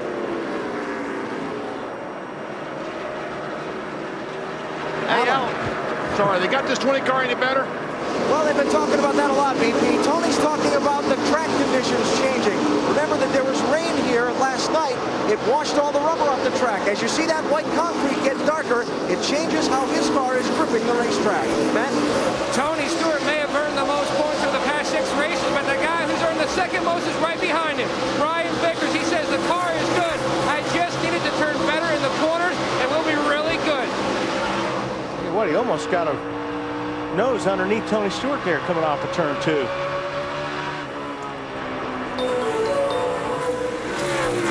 The 9 car, Casey Kane, has had several laps in the garage area. That's why he's running high, trying to keep out of everyone's way. Just make some laps and don't get hit again. He's 97 laps down right now. I was listening to a radio show this week, and I heard Matt Yoakum predict Brian Vickers in that 25 car will win 2 races before the season's over. Bill, you were dreaming. Open up Yoakum. Bill, you heard correct. The John Boy and Billy radio show syndicated throughout the entire country. Now, I think Brian Vickers, if you look at the tracks that are coming up left in this season, are good tracks for Brian Vickers and the Hendrick organization. You got Phoenix coming up, ran well there, runs well in Charlotte where he won the All-Star Challenge Open. This team is really ready to take it to another level, and maybe that'll begin tonight. Another top 10 finish. They've had a good string. Okay, Matt, you're on the record. I won't go with Matt as far as saying 2, but I agree with Matt. I think those guys will be in victory lane before the year's over. Transform the way you watch NASCAR. TNT and Sony HD TV proudly present tonight's race in high definition. Vickers looking at Tony Stewart. Jeff Burton looking at Vickers.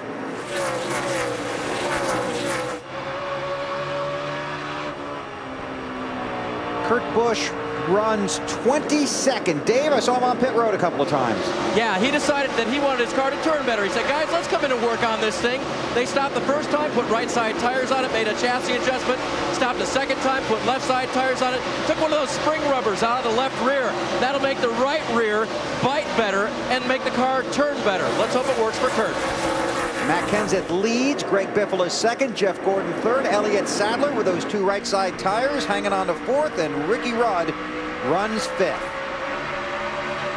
Approaching the halfway mark in the Sharpie 500 at the Bristol Motor Speedway in Tennessee. Matt Kenseth trying to race into the chase.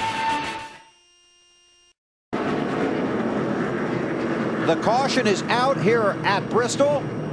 210 laps are complete. Some traffic in turns 3 and 4, and Dale Jarrett got part of it. Rusty Wallace part of it. Carl Edwards part of it. Left front, got to work that fender out. Make sure. Very similar than we saw at the top of the show when Casey Kane was getting under Ryan Newman for the Busch race. Same deal. Jarrett gets underneath Rusty. Almost takes Rusty out, but he turns the car down and takes himself out. And that was Carl Edwards who damaged that left front on the 88 car. And just prior to that, Rusty had slid up the track, lost his spot, and was getting freight trained and didn't want to give up another spot. Exactly. He slid up the racetrack, and that's when the frustration kicked in. Here it is again. There we see exactly like the Casey Kane, Ryan Newman crashing last night. Only this time, last night, Casey Kane spun down to the inside, and no one hit him. Okay, let's ride with Rusty. Get 7. Go there. Yeah, he was there. Clear. Inside. Mark Martin will have an easy entry, but will have to give himself enough room for his exit. A very tight pit road as he makes his way into a stall. He says just pull the tear off the windshield, then the brakes are hot. Marty? Jeff Gordon said the tight and the center conditions actually getting a little bit better for the 2014 cars. A little bit too loose off now. Pound in the left rear tire and a wedge adjustment for the 24 bunch. Dave? Jimmy Johnson gives up 10th position on the track, trying to ensure his chase chances. Right now, they will change 4 tires on this car. He said the car still feels tight, like the back end is up off the ground. They're going to make a chassis adjustment, wrench going in the rear window, plus an air pressure adjustment. And Matt Kenseth, the leader, is in his stall. The first one in the turn 1 end of pit road. Going to make an adjustment on the track bar to try and help the handling again, but a very small adjustment. And Ryan Newman's going to get out first. I think he might have taken 2 tires. We'll go check. I think you're probably right. So we'll find out about Ryan Newman. Bobby Labonte is the lucky dog, gets back on the lead lap at Bristol. Oh, it's already. Oh!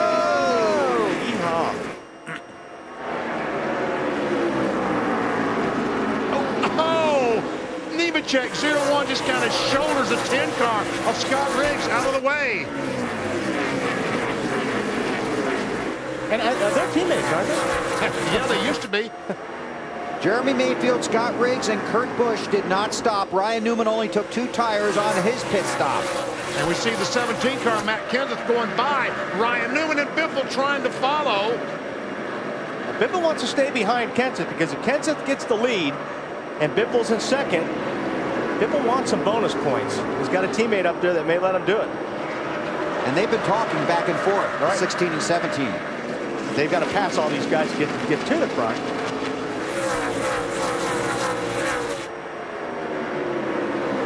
That 17 car is just good. That thing is stuck to the bottom of the racetrack. So Mayfield won last week with fuel strategy, then uses pit strategy here to stay out and lead at Bristol. Marty? Trouble in 1 and 2. 95 car, Stanton Barrett around. Caution flag is out. Rusty Wallace had something to do with that one. You think?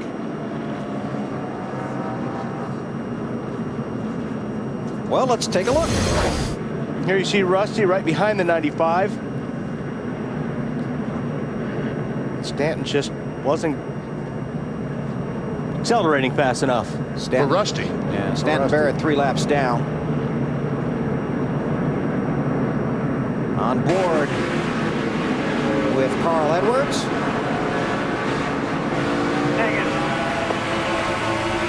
Under caution at Bristol.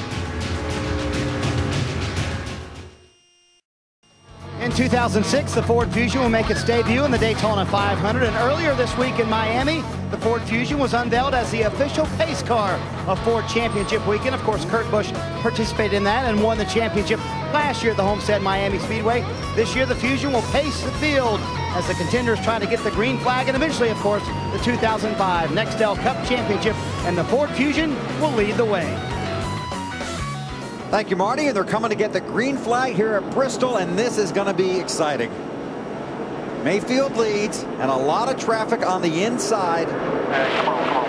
Oh, we got a little bit of a problem here. It looks like Sprigg, that 10 car, didn't get a good start. Nope.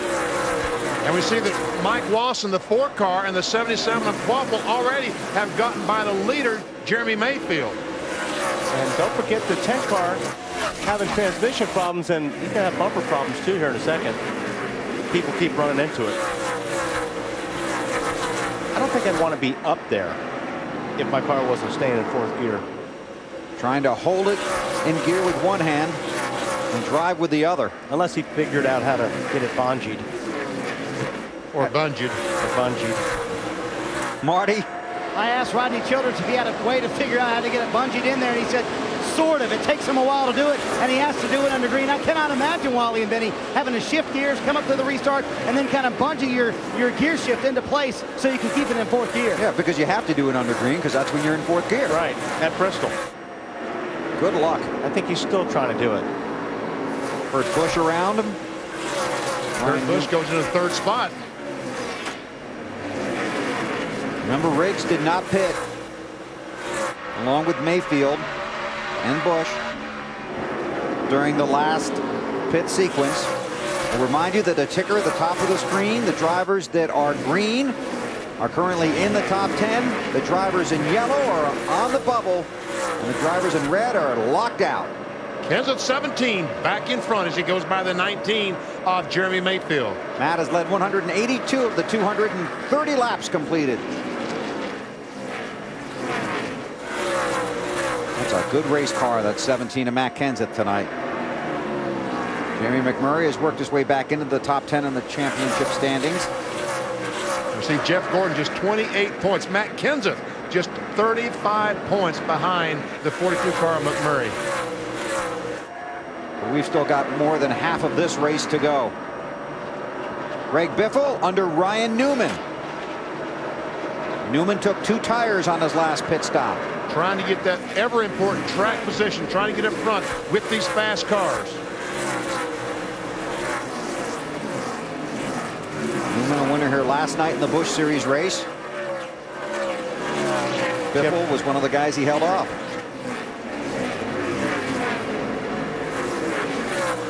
Looks like 2 tires is working better for him than it did Jimmy Johnson earlier anyway. Newman's able to stay ahead of Jeff Gordon for now.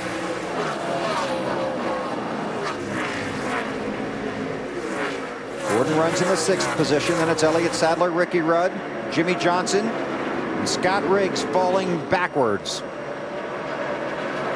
232 laps. Check that, 236 laps are completed. When we come back to Bristol, we will take you through the field.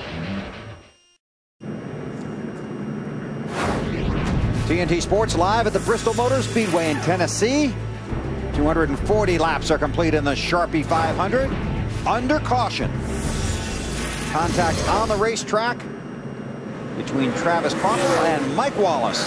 Two cars that were really trying to stay in front of the leader, Matt Kenseth, to get their lap back. And Kvapil tried his best not to spin out Mike Wallace and spun out himself. This actually started a lot earlier. We're only getting the end of it, but these guys were kind of leaning on each other pretty hard going down the backstretch into turn 3. And we kind of saw it coming, didn't we, Weber? Yeah, we were watching that. They were coming out of 2, and they were patiently aggressive until they got to 3. On board with Jeff Burton in the Singular Chevrolet. Here's our Singular Race Talk poll. And the results, not surprising. Is that the way you thought it would go? Absolutely. Bristol 59%. Remember, you can still text RACE to 191 for a chance to win $1,031,000. Bristol got more votes than the other 3 combined. Yep. Justifiably. This is an amazing place. 160,000 seats. They got suites all around it now. It is a tough ticket to get. Mike Wallace in the 4 car was in front of the leader. He got his lap back, but unfortunately, he's still got to be on pit road as the green flag is waved. He now goes another lap down.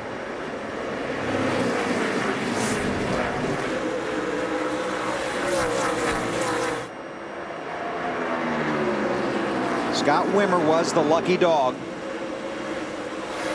So he's back on the lead lap. Now we got Jeff Gordon's back there. Elliott Sadler got some really good cars. Kind of back there a little bit in traffic. We're going to have to be real careful right here. Picking their way through. Ricky Rudd. He's been good all night. Currently shown in the 8th position. Johnson in 9th. Sterling Marlin in that 40 car. The Coors Light machine is 2 laps down. And off the pace. Yes. He's got a left rear flat, it looks like. And he's going to try and... Yep, his left rear is flat. Find his way to pit road. Go low, go low. Turn. Go all the way around pit road. Now he can come in. He doesn't have to go Under around green. the long That's way right. around. If he's pitting on the front.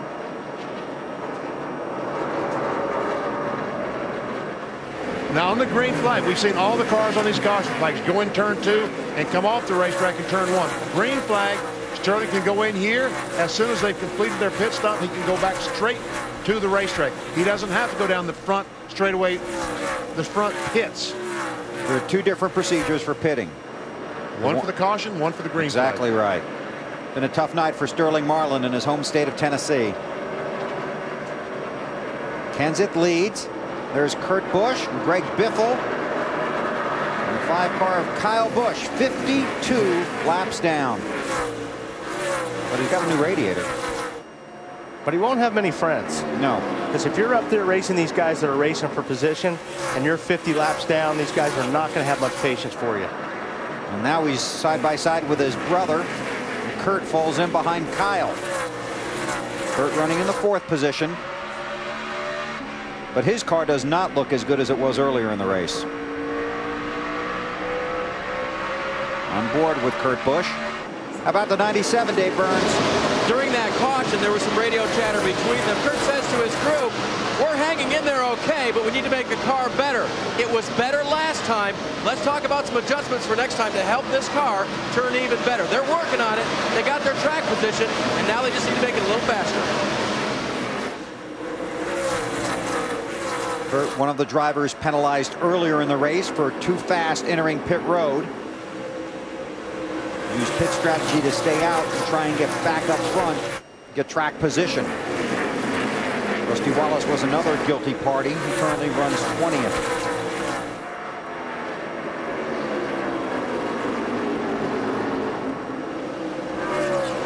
You see Biffle being patient. Had a couple cars in front of him side by side. He let that get settled down and picked his way through.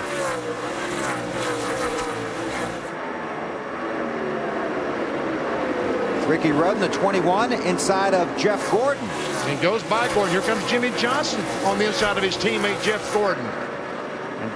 Elliott Sadler got by him as well. Jeff Gordon hung up on that outside. I thought Jimmy Johnson's teammate was going to cut him a break down in turn 1. It didn't happen. Oh, we got trouble. Stanton Barrett coming down the track. Look out, everybody. Able to lock it down. And the caution is out again at Bristol. And it looks like it blew up, BP. Sure does. That's motor. Looks like the motor. Look at all the fluid coming out of the pipes. Water coming out the exhaust pipe. 10th caution of the night. See, when white steam comes out the exhaust, that means that the engine has gone big time. We have water in the exhaust. And he probably went down the backstretch. That thing blew. All that water got on his rear tires. And that hurts your traction. And luckily, he was the only car that spun. 29 cars on the lead lap. We've just passed the halfway mark.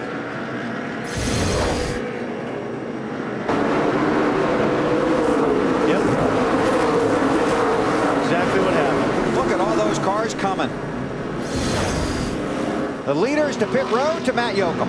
And look for a chassis adjustment on the 6 of Mark Martin. The balance not to his liking, but he said, make sure you give me a drink of water. They were asking for the extra man. They now have it, Marty. Last week's winner, Jeremy Mayfield at Michigan, has said his car's a little bit on the edge. He's running in second right now, but loose, and I like it. So they made no changes to it. It's a 4-tire stop for the 19 bunch, having a very solid run. This is the caution they wanted, Dave. 4th position no longer belongs to Kurt Busch. They will put a wrench in the rear window, change that track bar just a bit, make my car turn better. Alan. And the leader, Matt Kenseth, is in. You will see the wrench, actually the track bar adjustment wrench, all in and out of the right side of the car. Going to be a 4-tire change for Matt, and they're going to try and hold on to the lead with a pit stop. Elliott Sadler out first. I think he just got 2. So pit strategy has been key here. Elliott Sadler wins the race off of pit road. We'll check the tire strategy and what happened to the 24 on their stop. The Sharpie 500 from Bristol Motor Speedway on TNT is brought to you by Sharpie, right out loud. By Miller, there's good enough and there's better than it has to be. Miller, good call. By Ballpark Franks, be big, be meaty, be frank. And by Duracell, trusted everywhere. Still under caution here at the Bristol Motor Speedway. 261 laps are complete. Bobby Labonte, Scott Riggs, Dale Jarrett, and Jeff Green did not stop. Elliott Sadler took 2 tires. Matt Kenseth is 6th. Greg Biffle 7th. Then Kurt Busch, Jeremy Mayfield, and Ken Schrader 10th. He took 2. Marty? Bill, Jeff Gordon's car was so loose during that run, he said he felt like the right rear was going flat. They did an air pressure, track bar, and wedge adjustment. All 3 taking some extra time on the 24 car, trying to get it better. Gordon will restart 16th. This is going to be ugly. I wondered how you were going to phrase this. Because you got guys on old tires, you got guys on new tires in the front, you got guys that are lapped down that got new tires, so it's going to be ugly. And you got Riggs who can't get through the gearbox. And Jeff Green spun the tires, looked like in the 43 car in front of all these cars.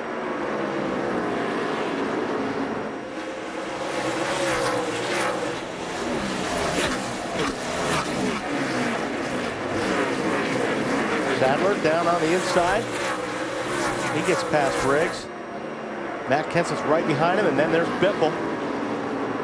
The 16 car.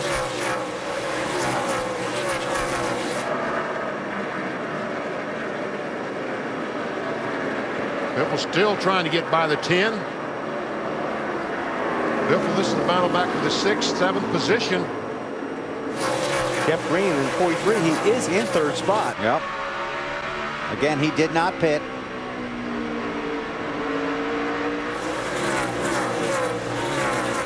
How that left arm's feeling. Trying to drive one-handed and hold the car in gear.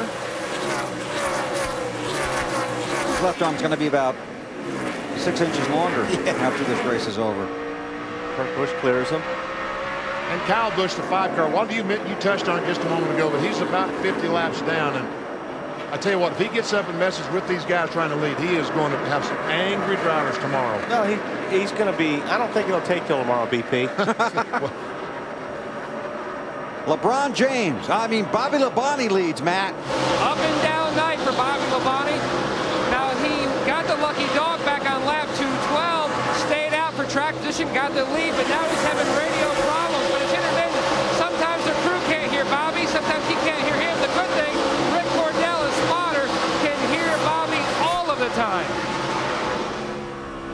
Well, that makes a tough race even tougher.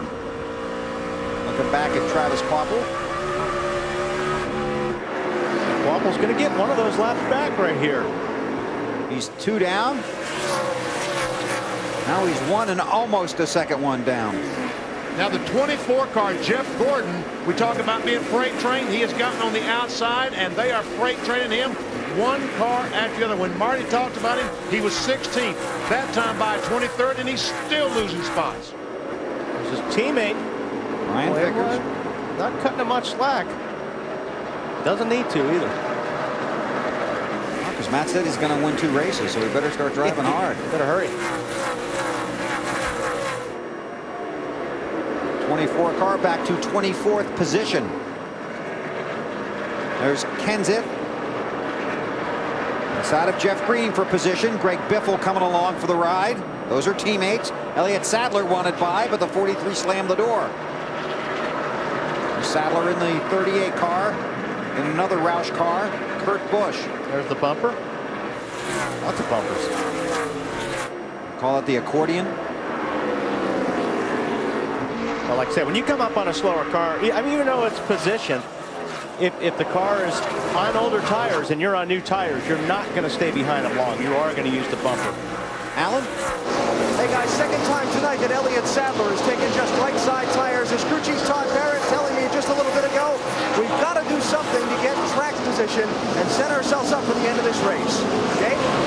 Alan, the 97 of Kurt Busch, fairly typical for the way things work now with impound races. They made all their major adjustments to fix the car right before qualifying. Then they went out, cut a fast lap, and now have been working on it throughout the race after those changes started taking effect. It's kind of different, Wally, but that's the way it is now. Exactly. Whew. It's so hard to get through these cars. Dale Earnhardt Jr. has been the lucky dog 3 times tonight. He's a little bit behind these guys, but he's worked his way up to 14th. Wouldn't that be something if he gets a good finish out of this tonight? After he struggled so badly at the beginning of the race. Long way to go. Meanwhile, back up front for the lead. Kenseth on the inside of the 18. Takes the lead. Here comes Biffle. Second spot. So Matt Kenseth back to the front. Alan? Hey, Bill, you know, it's become a common thing for teammates when they're running 1 and 2 to pull over, let the other guy by to get 5 bonus championship points. Greg Biffle has not led tonight, but doing that on Matt Kenseth's part is not as simple here at Bristol, is it? Well, here he goes. As we say that, he goes and does it. They talked about this for quite a while on the radio to try and get Biffle his 5 bonus points without losing the lead to the guy in 3rd place who's too close behind. That was nicely executed. Oh, that was beautiful. Biffle led for about 50 yards. Just enough. Just enough to get 5 points. 17 back in front. Biffle 3rd in the championship standings.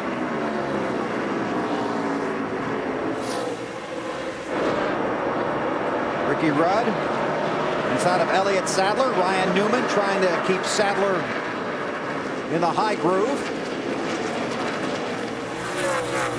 Those 2 tires doesn't seem to be working as well for Elliott Sadler this time as it did the last, as he goes back to the 10th position. He's going to lose that spot too, I think, BP, because Mark Martin will eventually get underneath him here with. And Mark's had a good car, and we got over 200 to go. Be interesting to see if he can work his way a little closer to the front. A couple of Roush cars up front, Matt Kenseth and Greg Biffle. You're watching NASCAR live from Bristol on TNT. TNT Sports live at the Bristol Motor Speedway. 294 laps are complete. Take a look at our lap leaders. Matt Kenseth has led 223. Jeff Gordon led earlier in the race, but right now has slipped deep in the field. And Gordon back to 14th in the championship standings when he was 10th earlier in the race. Well, Harvick has kind of been struggling a little bit back there too. I thought he had a really good car. And this is just a few moments ago for about the 21st position. Mike Bliss in 0, Rusty Wallace in 2, and Rusty has it, Bliss wants it, and by the way, Bliss took it away. Yeah, Rusty will just let that one go. Yeah. Mike Bliss might need an escort out of here tonight after that. All right, let's see if we can get a little mini through the field going here, starting with car 1-7, Alan. Well, as you saw in our lap leaderboard there a minute ago, Bill, Matt Kenseth has been the dominant driver tonight. Every time he's been shuffled back in traffic by other people taking 2 tires or not stopping, he's pushed his way right back to the front. So far, so good. Greg Biffle now has his 5 bonus points where the championship is concerned for leading the lap. Biffle not saying a whole lot about his car other than it's pretty good. Matt? Bobby Labonte, only 2 top 5 finishes this season. This could be a big night for the 18. He says the car is just way too loose. The radio problem they've appears to have fixed itself somehow. Time Bristol winner Kurt Busch penalized just over 100 laps ago. Has worked his way all the way back to 4th, and that car is running fine. Dave, Jeremy Mayfield says his car is just a little bit loose. He describes it as edgy still. That's the way he described it a little bit earlier, too. They made no changes on the last stop, Alan. How about Ken Schrader? He got a pit road speeding penalty early in the race at lap 130 that dropped him back to 26th place.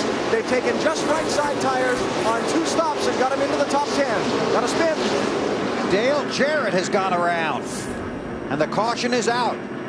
Number 11 tonight. You see that DJ has made contact with the outside retaining wall. Let's see what happened here, BP, because I missed this one. Oh, here we go. Back end's looking fine now, but the 12 car gets in the back of the 88. Up the hill he goes into the outside retaining wall. Usually lose rear traction when the rear tires have pulled off the racetrack. You do? Yeah. Makes it tough, huh? Well, that's the second time Dale Jarrett's gone around tonight. Got a right rear flat there. I'll have to come in and get those tires changed. Little rear deck lid work, I'm sure.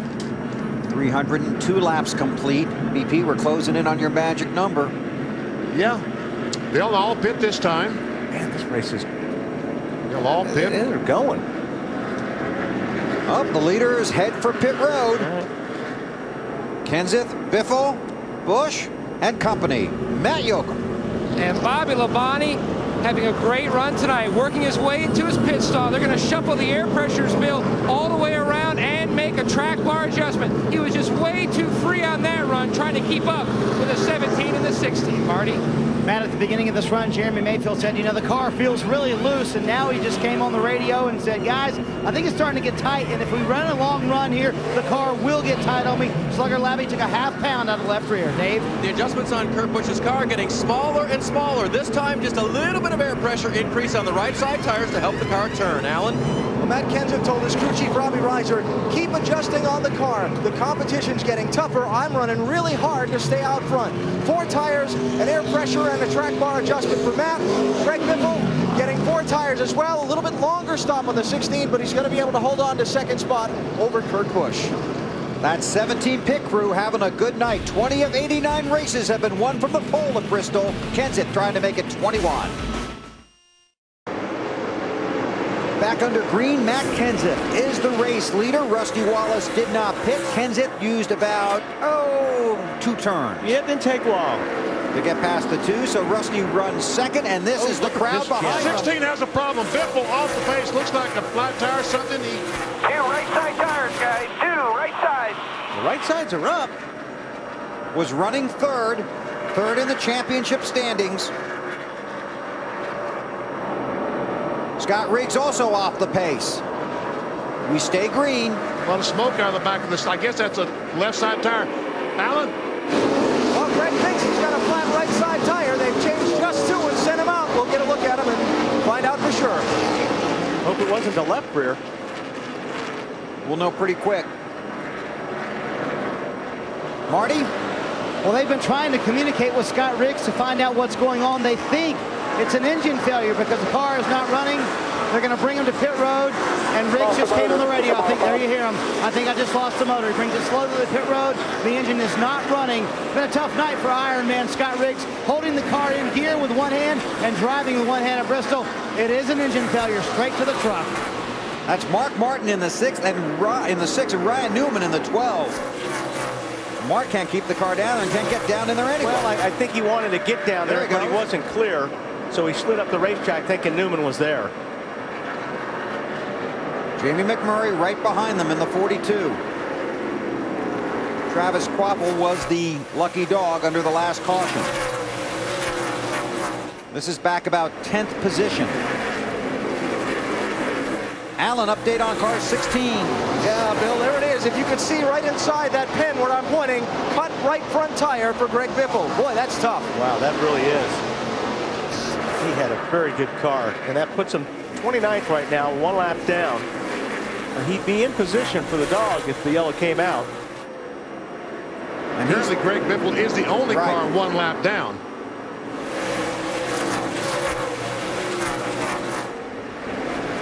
See Dale Jarrett, the 88 car, evidently that crashed. Oh, he gets in the 12th car. Oh! Would that be payback? I guess that's a payback. Oh, Kevin Harvick. Oh, see now, that's what happens when you pay a guy back sometimes. You take out some other guys that shouldn't be involved in it. 14th in the championship standings. Ryan Newman, hard hit.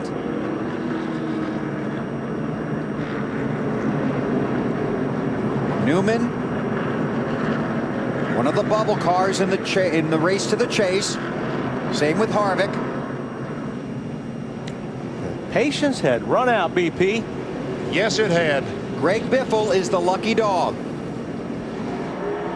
That's really too bad for Harvick, because I mean he had nothing to do with this and got caught up in somebody else's mess, somebody else's fight. I think was a 0 car of Bliss involved as well. We're about to find out. Here you see Newman on the high side, and I mean basically Jarrett's just waiting for him. Because what happened that caused the damage on the 88 car was the 12 car a few laps ago ran in the back of the 88, and this is nothing but payback. So they both go around into the wall. You see Harvick coming in, and he was behind Vickers, and it was like Vickers slowed down. He went to miss Vickers, and there was Newman sitting there. And he's broken some of the suspension on the right front, the 29 car. That was ugly. That was.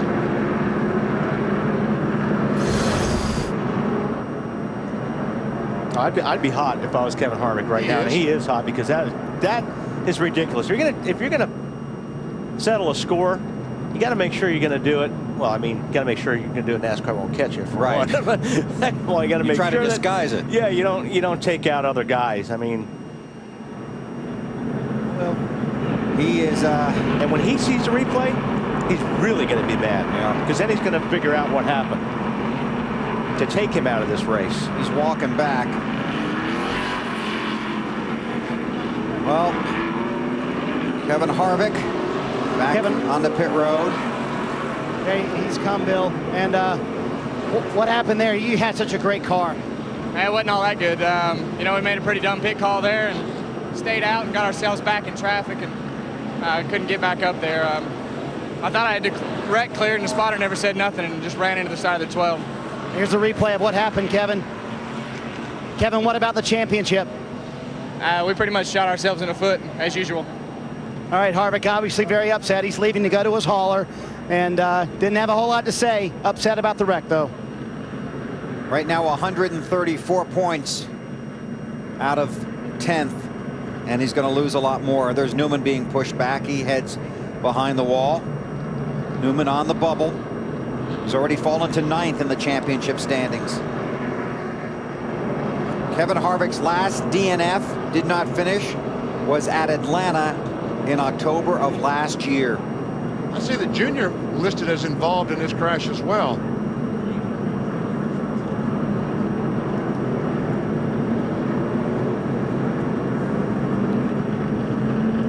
Now take us back a little earlier in the race. Well, this is the first one. Newman comes up on Dale Jarrett. Lap 210. Just gets in the back of him and turns Dale Jarrett. Jarrett goes up into the wall. Now, we fast forward. About 110 laps later, Newman goes by Jarrett on the outside, and DJ just comes up into the left rear and turns the 12 car around. And Jarrett was basically waiting for him. I mean, he was down on the low side and saw the 12 car was coming And then there's Harvick, gets into the 12 car. And like I said, when Kevin Harvick figures out what happened here, he's really going to be ticked off because there's two guys that are settling a score, and it cost him. Toes knocked way out, man. He got caught up in somebody else's disaster. Now let's ride with Kevin Harvick. Outside, spin the Bernie, go low, go low, go low, go low, go low. Good job.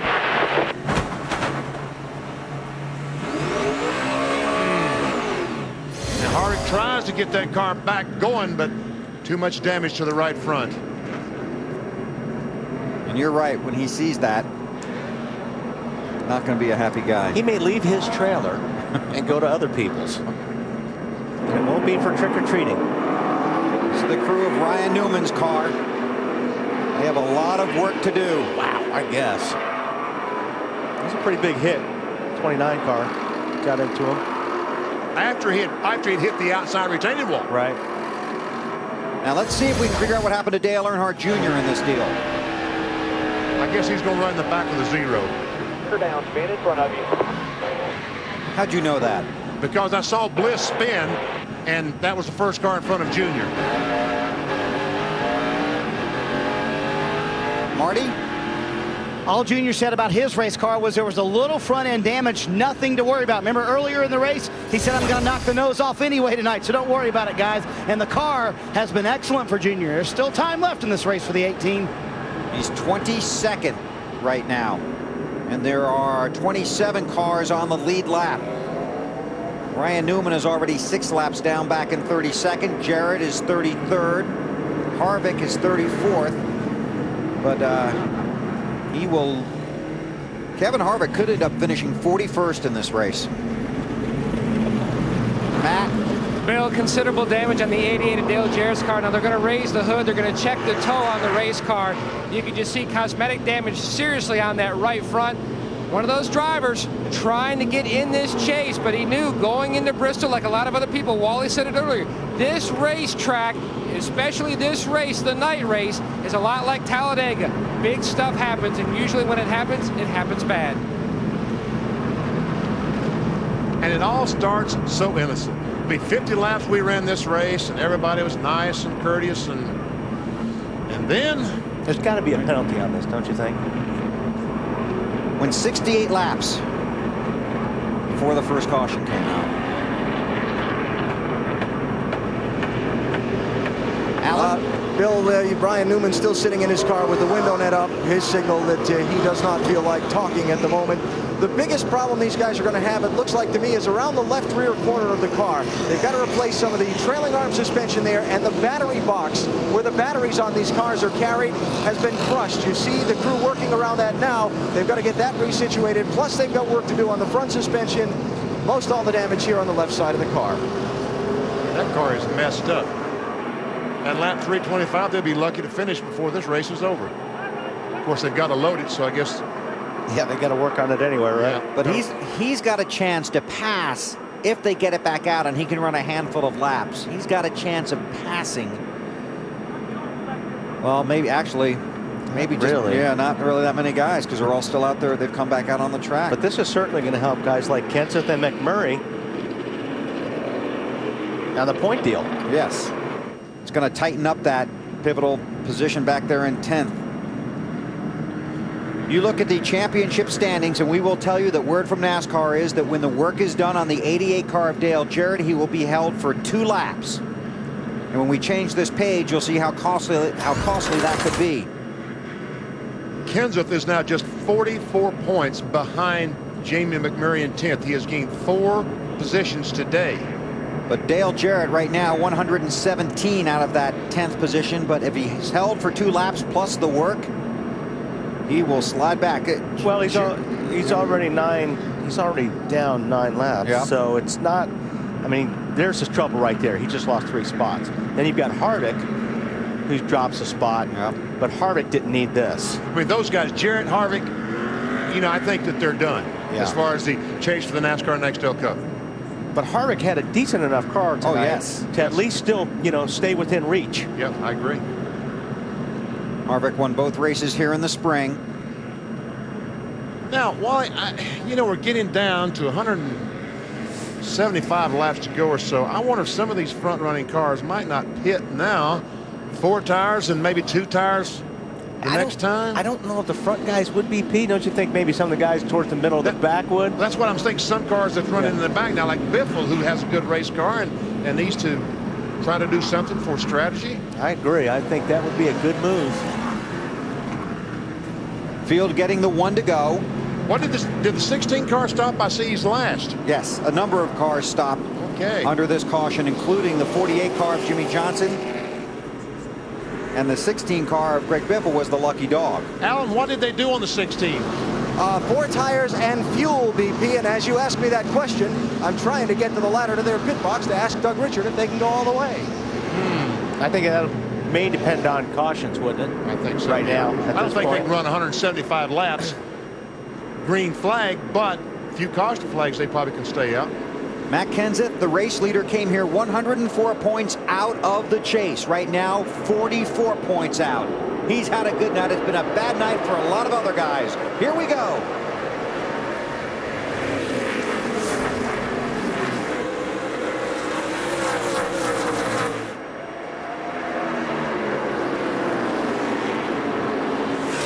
It'll be interesting to see how those 12 laps of caution help Rusty Wallace, because he did not pit when the rest of the field did under that previous caution flag. Dave? 2 cautions ago, we had a discussion with crew chief Larry Carter, and Larry told him, you know what, if we're going to stay out for track position, let's do it now. That was 2 cautions ago. They will come in with probably about 150 or so to go when the majority of the field wants to pit again, and they might be in a perfect position. Rusty's 158th short track race. He's now led 97 of those races over 11,000 laps. 9-time winner here at Bristol. This is his last race at this track. Going out in style.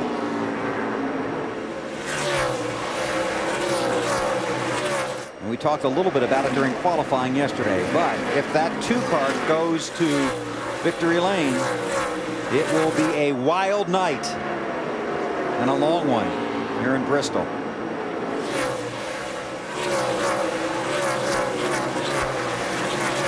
For the 24 and the 25, those guys are not going to be buddies. They may be teammates, but they're not going to be buddies after this race. They've been wearing each other out. Matt, what's going on with those guys? I just saw a move coming off before that couldn't make Vickers very happy. Wally, remember back earlier in the race when the 24 chopped the 25, Vickers said, you tell him, do not chop me like that again. Not pleased with that move.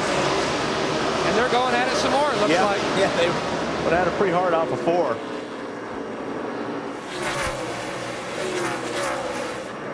Elliott Sadler inside of Ken Schrader. That's for 7th.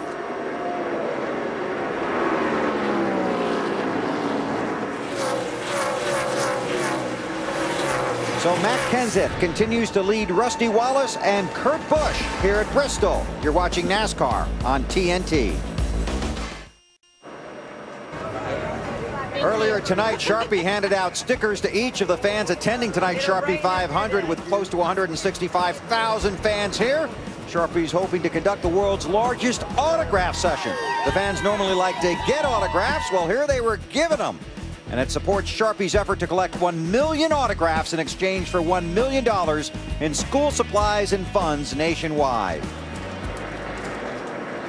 Well, we got a lot of excitement to go here. There's your race leader, Matt Kenseth. Rusty is 2nd, Kurt Busch is 3rd, Mayfield 4th, Jeff Burton in the 31 car up to 5th. But there's other stuff going on. That's the 25 of Brian Vickers, and he's in front of the 24 of Jeff Gordon, and here's how he got there. Well, I knew this was coming if the 25 could get back to Jeff Gordon. Here he gets in at 3, drives up the racetrack, gives him a little bit of a body slam on how much he appreciated the stuff earlier. And Jeff Gordon, he tried his best to get back to the rear bumper of the 25 car. Couldn't quite make it. Oh, just got within about a little bit of a bump there. Here's the deal. In cup racing, if you're going to dish it out, you better be able to take it.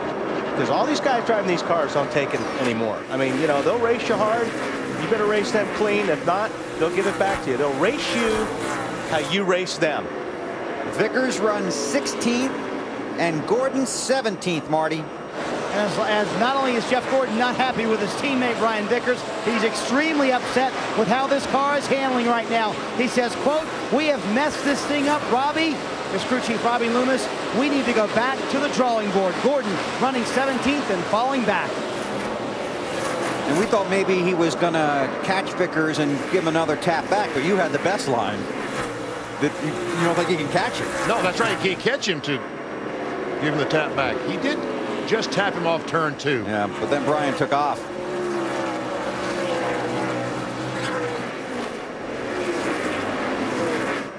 .355 of 500 laps are complete at the Bristol Motor Speedway. Matt Kenseth trying to win from the pole.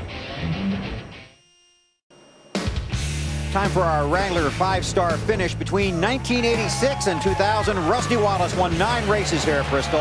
His 50th career win took place at Bristol when Rusty won the 2000 spring race. In fact, Rusty won both races here that year. One of the most memorable finishes here was 1999, the spring race, when Rusty battled Mark Martin to the finish. For more Wrangler 5-star finishes, log on to NASCAR.com. On board with the last call for Rusty Wallace. Still second. Running second spot, but Kurt Busch is gaining.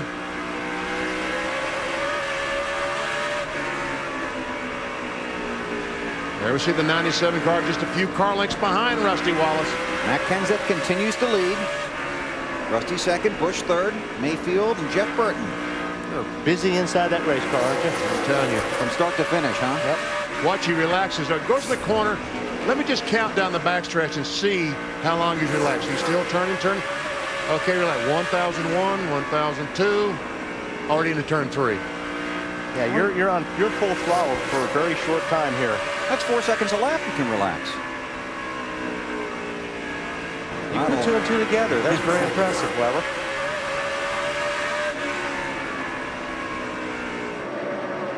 That's the guy Rusty's chasing. That's the guy everybody's chasing. Let's go through the field, starting with Allen. Well, Matt Kenseth's crew chief, Robbie Reiser, Bill, told me that leading on lap 300 or later made race strategy harder for him to call. What Robbie wants is a long green flag run to force everybody behind them to take 4 tires on the stop. He's getting it right now, Dave. Rusty Wallace last pitted on lap 355. Look for them to go in by lap 415. Actually, anytime the yellow flag comes out next with all the leaders, that keeps their track position. 97 of Kurt Busch, and here's the caution for Rusty and everybody else. Robbie Gordon.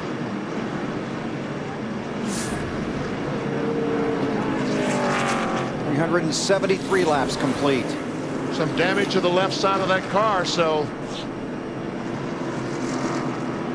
And he is 50 laps down. Mike Wallace is the lucky dog. We have heard that Mike's not feeling well, and they have Kenny Wallace standing by down there. Robbie's got a flat right front. I don't know if that happened before. You mean the car or the tire? The tire. Oh, okay. Well, this is going to be, this could possibly. There's no doubt this will be the last pit stop for some of these cars, maybe all of them. 125 to go. The pits are open. We'll follow the leaders as they come down pit road. Kenseth has to go down the backstretch all the way around to the front stretch. Matt, 18 coming to you. BP on board, the 18 of Bobby Labonte says the same problem we've been fighting all night. We're still fighting. When we fix the center, we hurt the exits too tight in the center, but then way too loose off. They're going to try some air pressure adjustments and pull a tear off again. Marty? Matt, Jeremy Mayfield running fourth. He said, don't do too much to the car. It's really, really good. Just a little bit tight. Slugger Labby takes a half pound on left rear tire. Waiting on those left side tires. He will lose a spot to Jeff Burton here on pit road. Dave? Great news for Rusty Wallace. They're done adjusting on this car, so they'll just take on 4 fresh tires, give Rusty a clean view on his windshield, and pack it full of fuel. Alan? Just air pressure adjustments for the leader, Matt Kenseth, trying to get off the pit road first and hold the lead on everyone else. Smooth stop so far. Right side's good, left side's good. Boy, this crew's been on tonight. The 17 wins the race off of pit road. Rusty's behind him, and then a traffic jam. Jeff Burton up to 4th. Ricky Rudd to 5th. Under caution at Bristol. Back under green, and Matt Kenseth has just taken the lead from Mike Bliss. Bliss did not pit under the caution. He stayed out, but his first laps of the season, in fact, his first lap since Talladega in October of 2000. So Bliss runs second to Matt Kenseth. Rusty Wallace is 3rd, then Kurt Busch and Jeff Burton the top 5. And then the mess is right behind that 31 car. How about Jeff Burton, Marty? What an excellent day for this team. He finished 4th in this race last year, so Burton knows his way around this racetrack. Right now running in 5th. He came on the radio before their last stop, said, guys, this car has gotten better every stop all night long. The grip is much better. We have something to contend with tonight. Dave? Marty, the 0 car of Mike Bliss last minute to top off for fuel on lap 328. I just spoke with Woody Barker, his crew chief. He said we could come in late with some guys if everybody comes in, but if we get 10 to 12 laps of caution, we are good to go on fuel. We'll stay out. He's going to get passed by a couple of cars here. Rusty's already around him, then Kurt Busch. Now Jeff Burton looking to the inside. This race a year ago for Burton was his first in that 31 car after he made the move from Roush to Childress.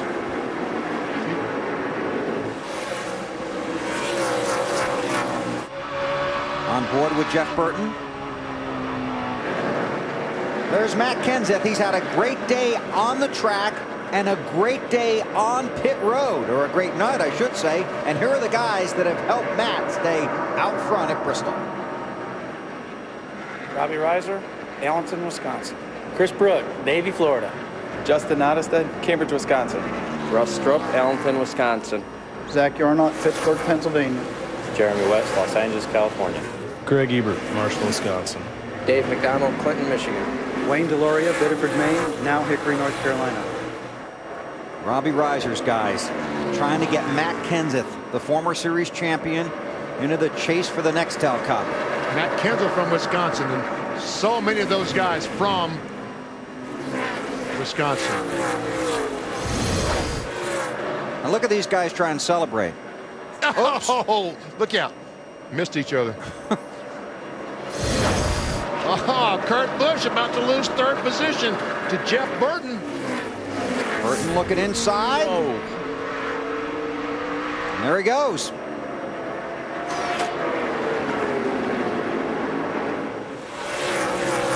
That 31 car, Burton, extremely good when he needs to be. Here with 110 laps to go. And Benny, if this stays green, you got what you got, right? That's it. Elliott Sadler on the 38, working on the 19, Jeremy Mayfield, and these guys are just kind of stuck, really. And Kenny Schrader, that 49, still hanging in there, currently in the 9th position. And he has really worked his way back to the front. Was up front early, fell back in the field. Now Schrader inside the top 10. You know what I haven't seen today? The duck. Where is the duck? You don't see many ducks at night, do you? Well, that's true. Oh, there's one. Whoa. Mayfield won it by Bliss. This is our Aflac trivia question. Who has the most Cup Series wins on Bristol's concrete surface? Used to be asphalt. Then they made the change to concrete. Jeff Gordon. Kurt Busch. Oh. Okay, the answer is Rusty. Wallace, 6. You should have known that, Weber. I am very shocked. I was playing along with BP.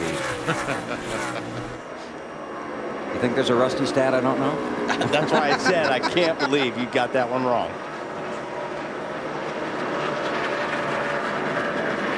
Mark Martin in the 6 around Bliss. Biffle trying to make the move as well. Marty?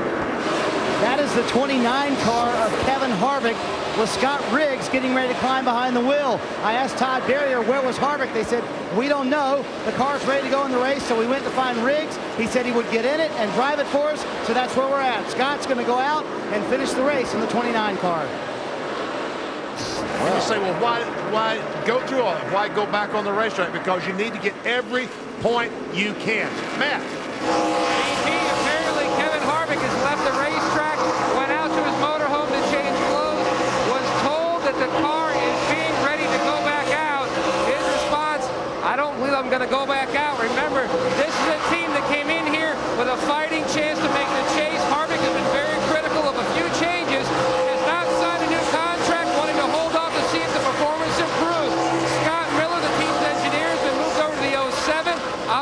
frustrations running high, seeing his chance for a championship going down the drain tonight. I see the light at the end of that tunnel dimming.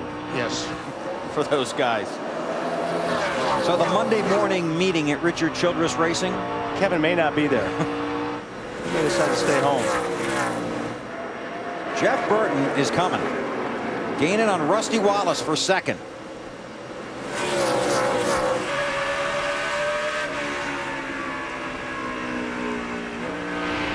A 29 car of Kevin Harvick, 38th currently. Matt Kenseth leads at Bristol.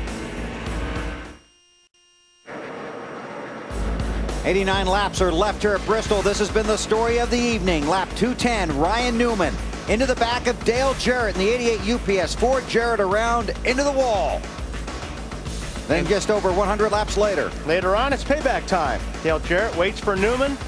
Newman goes up on the high side, drives into Ryan Newman. Unfortunately, Kevin Harvick right there in the orange car gets caught up and tears a lot of equipment up. Just watch this. Just watch. Just listen. And the car will not roll because a lot of damage to that car. And Jimmy Johnson on pit road with the hood up. I noticed he's been slowing down. Dave? Guys, it looks like motor trouble. They're pushing Jimmy back now. Crew Chief Chad Canals calmly walked off the pit box and walked back toward the garage. The 48th day is done. He needed to finish 27th or better to clinch tonight. He won't do it. And Rusty Wallace, as Matt Kenseth has been struggling trying to get by Mike Wallace in the 4 car. Rusty, the 2 car, closed up on the back bumper of Matt Kenseth. Wait a minute, Mike Wallace was hard to pass? And Rusty Wallace was catching? Something like that. Matt trying to work his way away from Rusty right now. Oh, Rusty looked like he gained on him from that shot. Where'd Jeff Burton go? That's good. There he is. Now he's behind Mike Wallace. It looks like the 97 car, Kurt Busch, is closing in on Jeff Burton. Alan? Hey guys, Ryan Newman's team has just decided, oh, got trouble. Jeff Green into the wall at turn 2. Caution is out. Sure looks like contact, doesn't it? Most of the time it is here. With another car.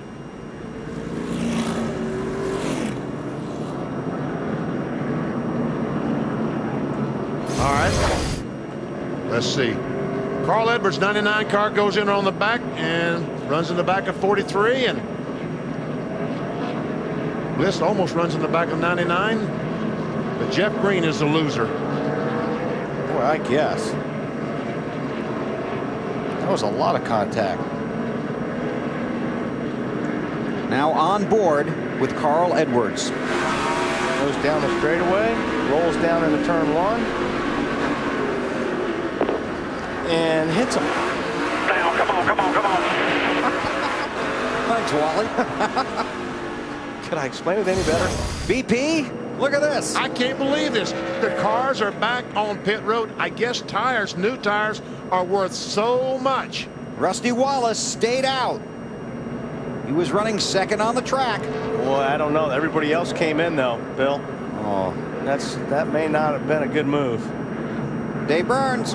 The 97er Kurt Busch decided to come in and take on tires one more time. He's been fighting a tight race car all night. They'll make another chassis adjustment and change 4 tires on the 97. Remember, his car started out fair, in his own words today, trying to make it better all night long. Alan? Matt Kenseth wanted chassis adjustments to this car. They made air pressure adjustments. They've had the wedge wrench out. Did not think he was good enough to hold off the field. And we go to Matt. And Kevin Harvick has climbed back in his race car, went to his motor coach, cooled off. Coming back now, trying to get this car back out. The crew has made repairs, trying to get as many points as possible. The whole right front has been repaired. All the cosmetic sheet metal cut off. Still work underway, trying to get this race car back out. And that's no fun. You know, you got to do it for points, but boy, that's no fun. And here we go. These are 2 guys that had a discussion earlier. Carl was doing the talking and Jeff Green was listening. He was the recipient. Yes. So Elliott Sadler won the race off of pit road in the 38 car. That's one of those 2-tire stops. And Martin is just now coming off pit road in the 6 car.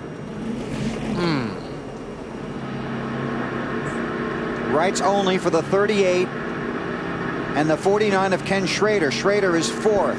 Matt, how about Mark? Tough break for Mark Martin. They did not get the left rear wheel tight, having to pit again. That will drop him to the last car on the lead lap, 25th.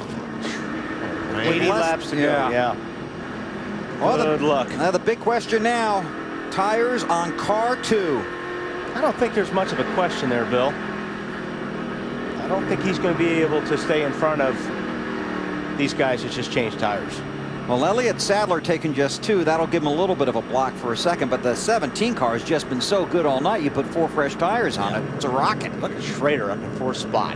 And you know, Mark Martin, they talked to him early in the race about brakes, being careful with his brakes.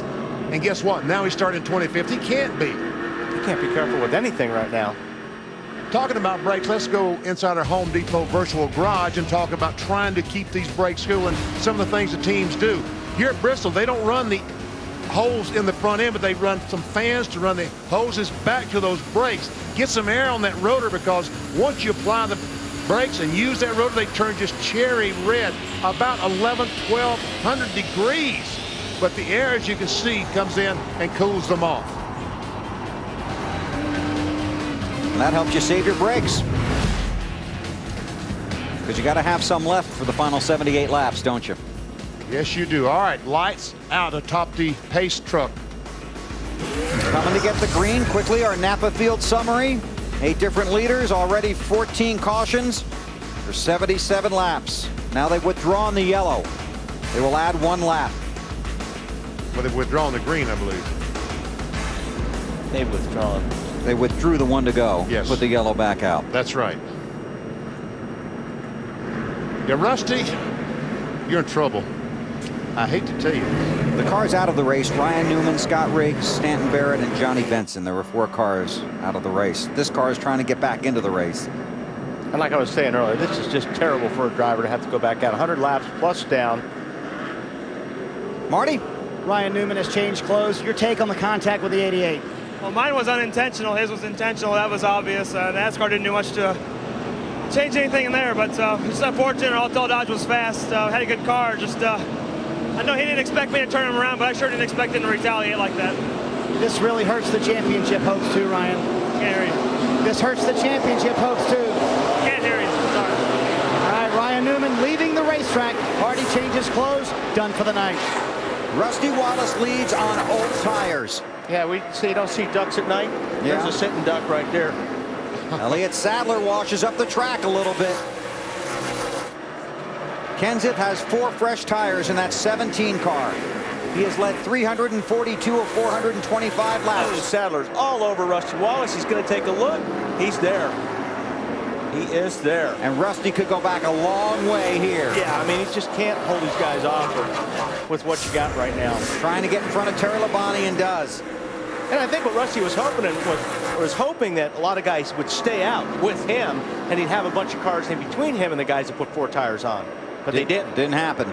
Now Matt Kenseth looking for the lead under Elliott Sadler. Sadler got his first win at this track. And Sadler knows that 17 has been great all night on good tires. He's not going to force the issue. That's a smart move right there on Elliott Sadler's part. 29 car of Kevin Harvick back on the track. Harvick has scored 38, 110 laps down. See, Ryan Newman has fallen 2 spots back to the 10th position. Jamie McMurray is now in 9th. But watch, when we go to the next page here, how close it is. Wow, look at that. 32 points, Jeff Gordon. And Elliott Sadler just 2 points now out of the top 10. And that's at the moment. 8 points. Elliott Sadler, 8 points. Dave. Jimmy Johnson, you've had a chance to talk to your engineers and your mechanics. What went wrong with the motor? We're not sure yet, but whatever it was pretty big. When I came off the 2 and got in the gas, it locked up like either broke a rod or a crank or something. So just not a normal thing that happens with our engines, and it's just a fluke thing, and we'll go on to the next one. And certainly your championship hopes are not dashed, even though you didn't clinch your spot in the chase tonight. No, it's we wish that we could have finished. We got a straight race car. We weren't performing like we wanted to there from the middle of the race on. First half we were pretty good, but you know, we could have at least clinched a spot in the top 10. Now we'll have to go to the next one and do it. But this Lowe's Monte Carlo's been great. My Lowe's team's awesome. You think the support from the employee owners at Lowe's, and we'll go to Montana.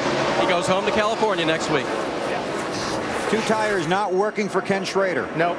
Schrader's up on the high side. He's getting freight trained right now with all the guys that have fresh rubber. But that 24 car has worked his way back into the top 10. May have made the right adjustments. Is that Earnhardt Jr. I'm sitting there saying there, 11th spot?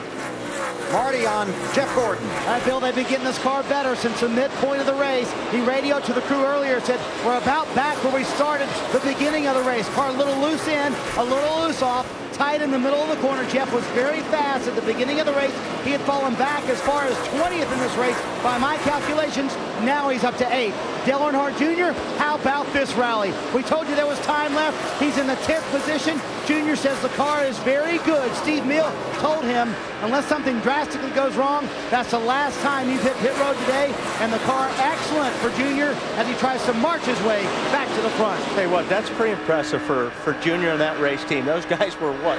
Lucky dog 3 times tonight, and those guys fought back all night long. And that is impressive, especially here at Bristol. Earnhardt Jr. won this race 1 year ago. Matt Kenseth is trying to win it tonight. Just over 50 laps to go here at the Bristol Motor Speedway. Matt Kenseth continues to lead. Ricky Rudd under Rusty Wallace. Rudd's been there all night long in 3rd spot right now. A terrific run for the Wood brothers in this 21 car. Alan, more about Ricky Rudd. Yeah, Benny, as you know, this team has had just terrible, terrible luck this year. They've run better than their finishes show, but finishes are what counts. I talked with team owner Eddie Wood. He told me they've invested a lot of time and a lot of energy in getting their Wood Brothers team back into competitive form. They think they're there. They think they can win a race at any time, and Rudd has been no lower than 8th all night tonight. They're showing it on the racetrack here. Sure, Alan. They've been running good all night. It's been right there. Jeff Burton has gotten around Rusty Wallace into 4th. And that 2 bunch is going to think about that staying out under that last caution. Things will start getting rough right about now. You think? Yeah, I think so. We got 50 laps to go, and Exhibit A? Exhibit A would be. Here is Mike Bliss in the 0 car, working over Michael Waltrip. And this helps when you want to pass somebody to break the rear traction of the car in front of you. And if the guy in front of you does it, you simply follow him through. Exactly. Like Tony Stewart did. And after the race, you get out of the car and run. Michael Waltrip currently running in the 18th position. That's Kyle Petty back in 19th behind Michael. Greg Biffle. Rusty's just, he's a sitting duck right now. He's back to 6th spot right now. And he's got a bunch of cars right behind him for position that'll wind up getting him. It's pretty impressive. Biffle was able to come back from that cut tire to 5th position. Had to get the lucky dog to get back on the lead lap, Alan. Yeah, but Bill, you know that if you're looking for good championship moments and you're a Greg Biffle fan, you take this. When Greg Biffle had his flat tire, he was the only car a lap down. The caution came out right away. He got back on the lead lap. They were able to come down pit road when nobody else did because they'd all just been in. He used those fresh tires to mow down a lot of cars at one stretch of the race, and now he's right back in the top 10. Very impressive rally for Biffle. And like we also talked about, Alan, it's good to be a little bit lucky here at Bristol, and he was on that one. Our last green flag commercial. Matt Kenseth has led 370 laps. The last Bristol race won by a driver leading over 300 laps, Rusty Wallace, back in 1999. The caution has just come out at Bristol. Hermie Sadler, the 92 car, goes around a single car crash at Bristol. But it could have been a lot bigger than that. And we've seen some of those tonight, amazingly. Matt Kenseth certainly did not want to see this. His competition closed up on his back bumper. 33 laps to go. And there are 25 cars on the lead lap. So once again, just like last week in Chicago, Kenseth the leader. What does he do? Does he pit? Does he stay out? Boy, as good as that car is, well, you know, it just depends on Benny. As good as that car is, I would stay out. But the thing is, if from second back goes in, well, then you're made a mistake. Where were you last week? And Chicago's when he was a sitting duck as well. Oh, okay. Michigan last week in Chicago. Okay. Alan? Would you like to see what he's going to do? He's going to come by the opening of pit road right there. Just rode by, Stay out. They all stayed out. Never really any question about it, but I think you'll see some of the guys on the backside of the lead lap come in and take fresh tires, like maybe Ken Schrader, who's been falling back. He took 2 last time. 42, McMurray looks to be the first car, the 13th place car, and I guess all the cars behind him are going down pit road. Let's see. Well, definitely Schrader will be able to pick up some positions now because of that. So that was good for them. Who was the last? Who's Brian Vickers is in trouble. Bad for Vickers, yeah. Okay. Dave. Yeah, Jimmy McMurray wants a little more grip in that car, so they'll just take on 2 right side tires. It's been tight most of the night. It was loose actually on the last stop, so they've sort of corrected for it. He's already gone. Alan? Well, Ken Schrader had been up in the top 10 for most of the night. They took just right side tires on their last pit stop, and Schrader came on the radio and said, well, rights didn't work out for us this time. He was falling back. Nothing to lose here. See if they can run up through some traffic and get back in the top 10. They all come off of pit road at about the same time. 43 car, Jeff Green, lucky dog. He's had a rough evening.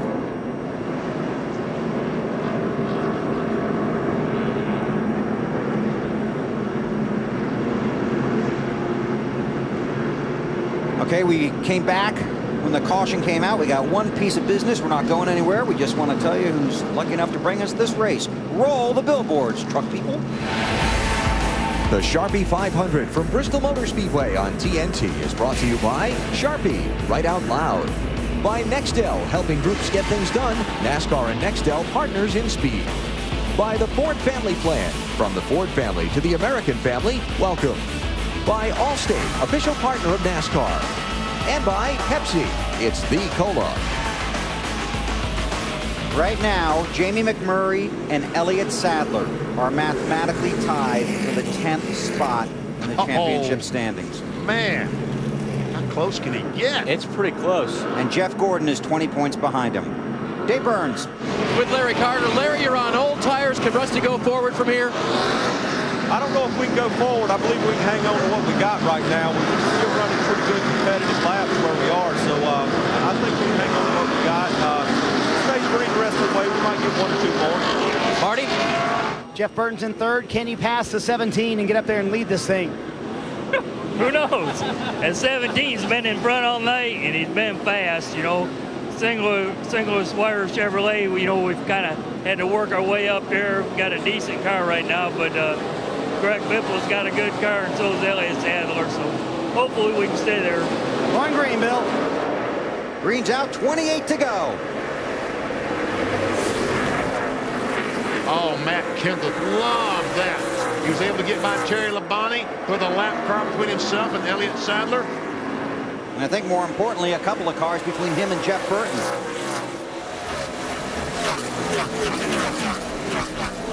Oh, what was that? Nice bouncing off each other on the front straightaway. Not at Bristol. Michael Waltrip slides up into the wall, getting off of turn 2. Mark Martin right behind him, and Dave Blaney all over Mark's bumper.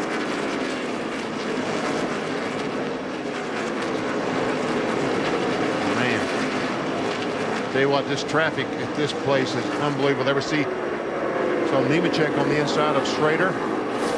Well, these guys are out of time, so they've got to get everything they can get right now. And Schrader up on the outside. He's got good tires, so he can probably make it work. Oh, you ever go a battle for second position? Jeff Burton. 31 car, there he is. And Jamie McMurray has a left front tire flat. I'll guarantee you that was some of that contact going down the straightaway, wasn't it, Dave? Yeah, but guess which tires they didn't change on that last stop? left sides, but you're right. I think it happened after the green. He was battling pretty hard trying to get back through there with those fresh right side tires. Jeff Burton to second. 22 laps to go. We're going to find out how fast that 31 car is. Ricky Rudd taking a spot from the 38 of Elliott Sadler. Rudd's back up to fourth now. There's 2 tires that Elliott Sadler changed on his last stop. The deficiency starting to show, is it, Alan? Hey, Benny, I'm sorry, I didn't quite hear how you led to me, but I just wanted to holler in about Elliott Sadler. Right front fender damage is being looked at by the team. That might be the reason he's starting to slide back. Says his car's handling is a little shaky right now. And Rusty Wallace all over him. The front tire is rubbing there, AB. It's he's got a tire rub on that fender. Elliott Sadler does. And currently he's 10th in the chase for the NASCAR Nextel Cup. Hopefully that fender isn't leaning on that right front so much when he turns the car, as it is smoking, won't cut it.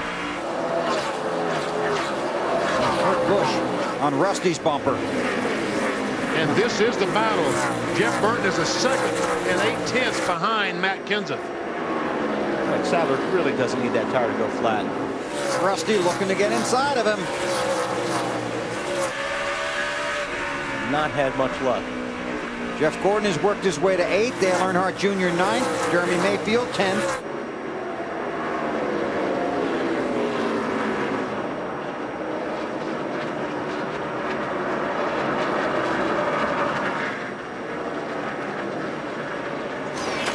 Kenseth has just dominated tonight, hasn't he? Has led 398 of 483 laps. Matt has not won since Las Vegas in March of last year, 57 races ago.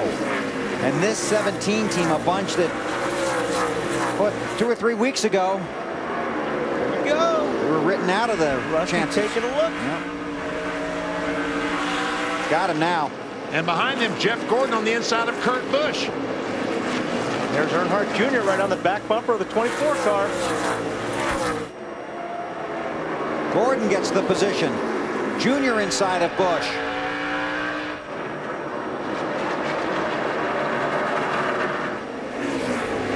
So the 8 car is 8th. The 24 is 7th.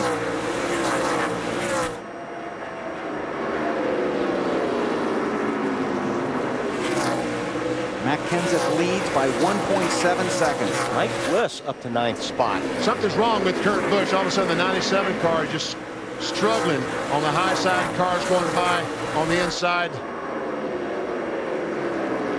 He's trying to hold off Jeremy Mayfield now. And Jeremy's trying to hold off Schrader. Schrader's trying to hold off Nemechek. Schrader in 13th spot right now, working on 12th. Underneath Mayfield for the spot. 4 tires made a big difference there. That's Joe Nemechek in the 01 car. There's Gordon under Elliott Sadler. I'm guessing that Dale Earnhardt Jr. would like that position as well. Yeah, Junior's going to wish there was another 100 laps in this race. Did you ever wish that after Bristol? No. Yeah, that's right. At some of the racetrack. And Junior all of a sudden losing the position to Mike Bliss and Tony Stewart. Doesn't take much. You slip up once, just a little bit here, and you can lose 2 or 3 spots. And Elliott Sadler. Wow, Bliss going to 7th. He's spending a lot of money in that 38 car in the last few laps. Yes, he is. A lot of money and a lot of points. That's the biggest thing, points. Because those points are worth a lot of money. The Nextel Cup champion this year, over $5 million he can win. Kurt Busch. But you got to be in the top 10 in points after Richmond to qualify. You only got 2 more races to get there after tonight. California next Sunday on NBC, and 2 weeks from tonight at Richmond, right here live on TNT. Oh, trouble, crash. Al Petty. Oh, and once again, well, Kenseth has to live through this. Kenseth does not want this. Now, all these other ones, he had the cars on the bottom that are lapped down or more to try to get a jump on the guy behind him. Now, single file restart.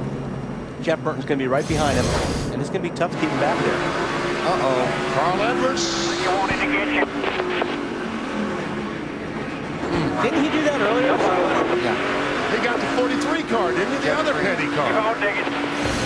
He's mad at the petty Wasn't guys. it the other 43? Wasn't it the other? Yeah. Yep. Jeff Green. Yes, it was. Come on, Carl. Without Richard Petty, there wouldn't be any NASCAR problem. I wouldn't want to be Carl walking down pit road next week when the King goes by. No. Well, this is going to be interesting. Jeff Burton has been extremely quick throughout the evening. No one has been the class that Matt Kenseth has been in, class by himself.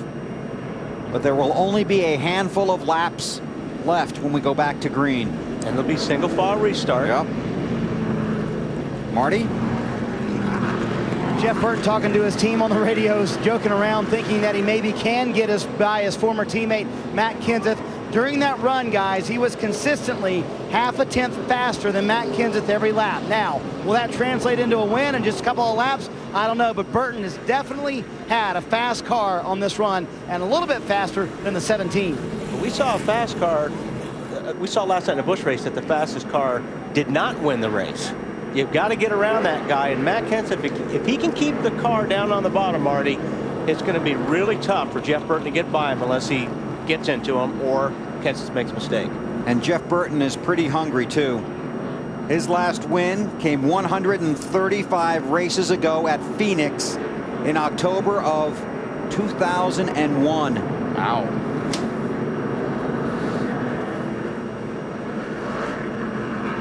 Next weekend, we head to the California Speedway in Fontana. NASCAR Busch Series racing in prime time on NBC next Saturday night. Our coverage begins at 8:30 Eastern time. Then Sunday night at 7 o'clock, racing from California, presented by McDonald's, the NASCAR Nextel Cup Series. Our coverage begins with the Bank of America Countdown to Green at 7 o'clock Eastern time next Sunday. The Busch Series Saturday night on NBC, and the Nextel Cup Series Sunday night on NBC. Then we're back here on TNT in 2 weeks at Richmond. All right, I would say we're going to have a 2-lap shootout. Signal's been given to the cars. 1 lap before they throw the green flag. That will be on 498. 160,000 people standing. Along with us.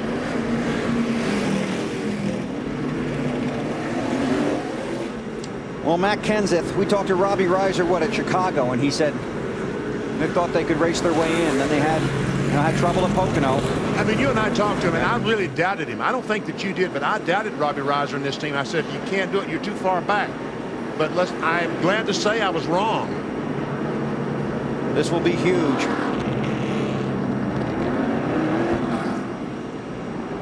The world's fastest half mile. Everybody wants a ticket to Bristol, and here's why. A 2-lap shootout for the win in the Sharpie 500. Green flag, green flag.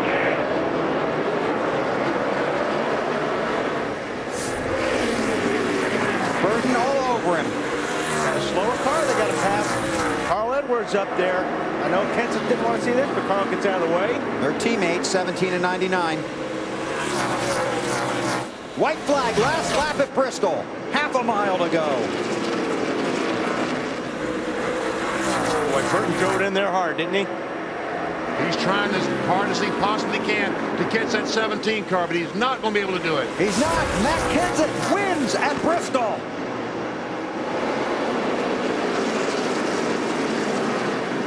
Jeff Gordon comes back to finish 6th. Great finish for Mike Bliss. Tony Stewart in a backup car. 8th. I'm celebrating with him. Good job. Unofficially, Jeff Gordon 10th in the championship standings.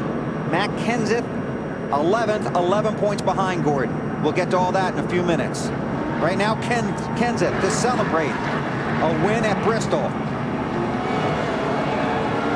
Matt with Robbie Reiser. A big celebration taking place, a big win. He survived a close one. Well, this is a great race team. They really deserve this. I mean, they've been struggling all year, and you know, Matt and all the guys have been working really hard to get this thing turned around. And you know, like we're one big family in the 17, and I'm really proud of them tonight. I'd like to say hi to my dad. My dad's been struggling lately, and this is for you, Dad. Thank you, Robbie. I will tell you that is one of the tightest knit teams in all of NASCAR Nextel Cup racing. Well, so you met the guys tonight. You heard all the guys from Wisconsin. They've been racing together for a long, long time and against each other. I think it was at this track. Robbie Reiser, Matt's crew chief, came down here as a driver. There's Matt out of the car. You stand on the hood. I guess you can do that. When you don't win in 57 races, you really want to celebrate. Man, is he happy.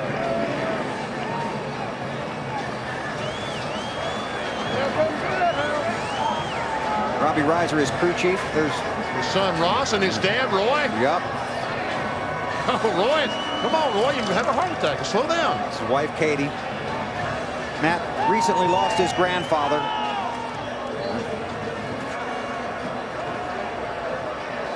This is typical for after Bristol. Tempers, these guys have to talk about it, talk it out. Carl Edwards had a rough night, or actually Petty's had a rough night. That's Kyle Petty on the left and Carl Edwards on the right.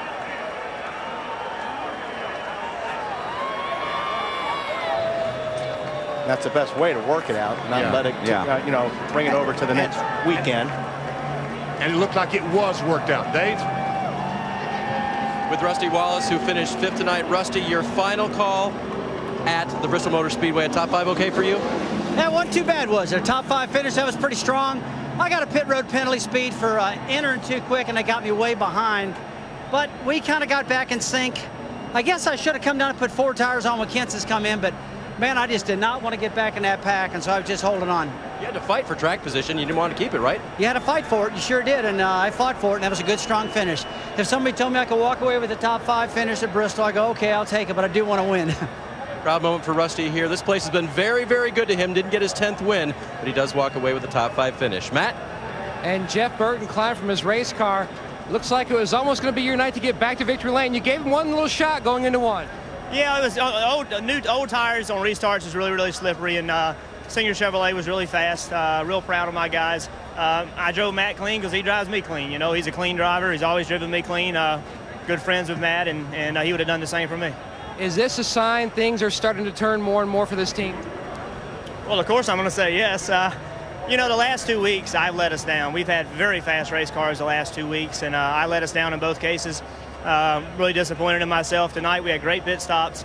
I didn't do anything dumb, and we had a fast race car. And I think we're a good race team. We just got to put some finishes together. To Marty. Matt, walking with Dale Jarrett, we have asked him for an interview. He's asked us for a moment to calm down a little bit. Obviously, the contact with Ryan Newman earlier. DJ's going to go in the hauler, change. We hope to get a word with him in just a moment. This is lap 210. Ryan Newman, we heard Ryan say he did not mean to get into the 88 there. But that doesn't mean a whole lot to Dale Jarrett. I mean, that's what Ryan Newman's story is, and when you're on the receiving end, you know, you have to buy it or not buy it. Dave? Standing by with Greg Biffle, who started 4th tonight, finished 3rd. Greg, you stayed up front all night long. Oh, man, I'll tell you what. I wish I was up front all night long. You know, got that flat tire under green and got a lap down and had to come from the back of the pack, and had to earn every spot. Had to drive my butt off from the back. These guys never gave up in the pits, made adjustments. Once I raised that track bar, I think I had something for Matt, but I just, you know, it took me another 150 laps to get back to the front, and just used up my tires. I thought I might have been able to do something with Jeff Burton, but I got in that last wreck and knocked the grill in, and just didn't try and pass the 31, just wanted to finish 3rd and go on to the next race, California. Hopefully we can get a win there. Greg Biffle finishes 3rd. His teammates in victory lane. Alan is there. Well, it's been a long time for Matt Kenseth, and you can see the broad smile on his face as he gets ready to climb from his race car and start the celebration here in Bristol Motor Speedway's victory lane. You already saw the celebration start, actually.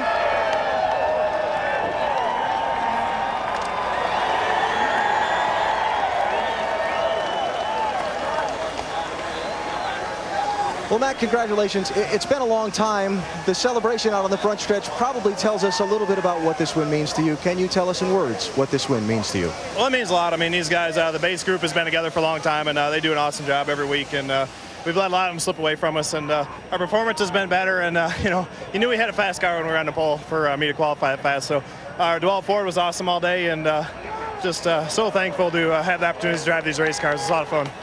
when you got shuffled back, other people doing different pit strategy and that kind of thing. I never really heard any concerns on your team radio. Were you concerned at all about your ability to get back to the front? Nah, we were pretty fast. We were a little free, which made us real fast on a short run. I was a little scared if we had like a 150-lap run that we were going to be too loose, but on a 70-lap run, you know, they couldn't run with us. We're pretty stout, so it feels great. I got to thank all my sponsors. I'm going to forget most of them because it's been so long, but mainly DeWalt. They've been with us forever, and Ford and Carhartt. Who else we got? Our waste management, I got to thank. Trex, USG, Craft Singles, and probably missing a few. Gillette Young Guns. Thanks for everybody. They're all very happy that you're here, believe me. You are now just 11 points out of 10th place in the championship with 2 races to go. Your thoughts? Well, you know, I thought we were out of it, and we had a great run last week. I felt like performance-wise, we won a race last week. We just came up short on fuel, but had a great car and really put us back in it. And tonight, leading all laps and winning, of course, I knew it was going to get us closer, but still a couple races to go. We'll see what we can do. We're a lot closer. I've seen some of them guys had trouble, and you know, if we can run like we did at Michigan and California next week, I think we'll be right there. Congratulations again. Thanks a lot. Matt Kenseth, winner tonight of the Sharpie 500 at Bristol.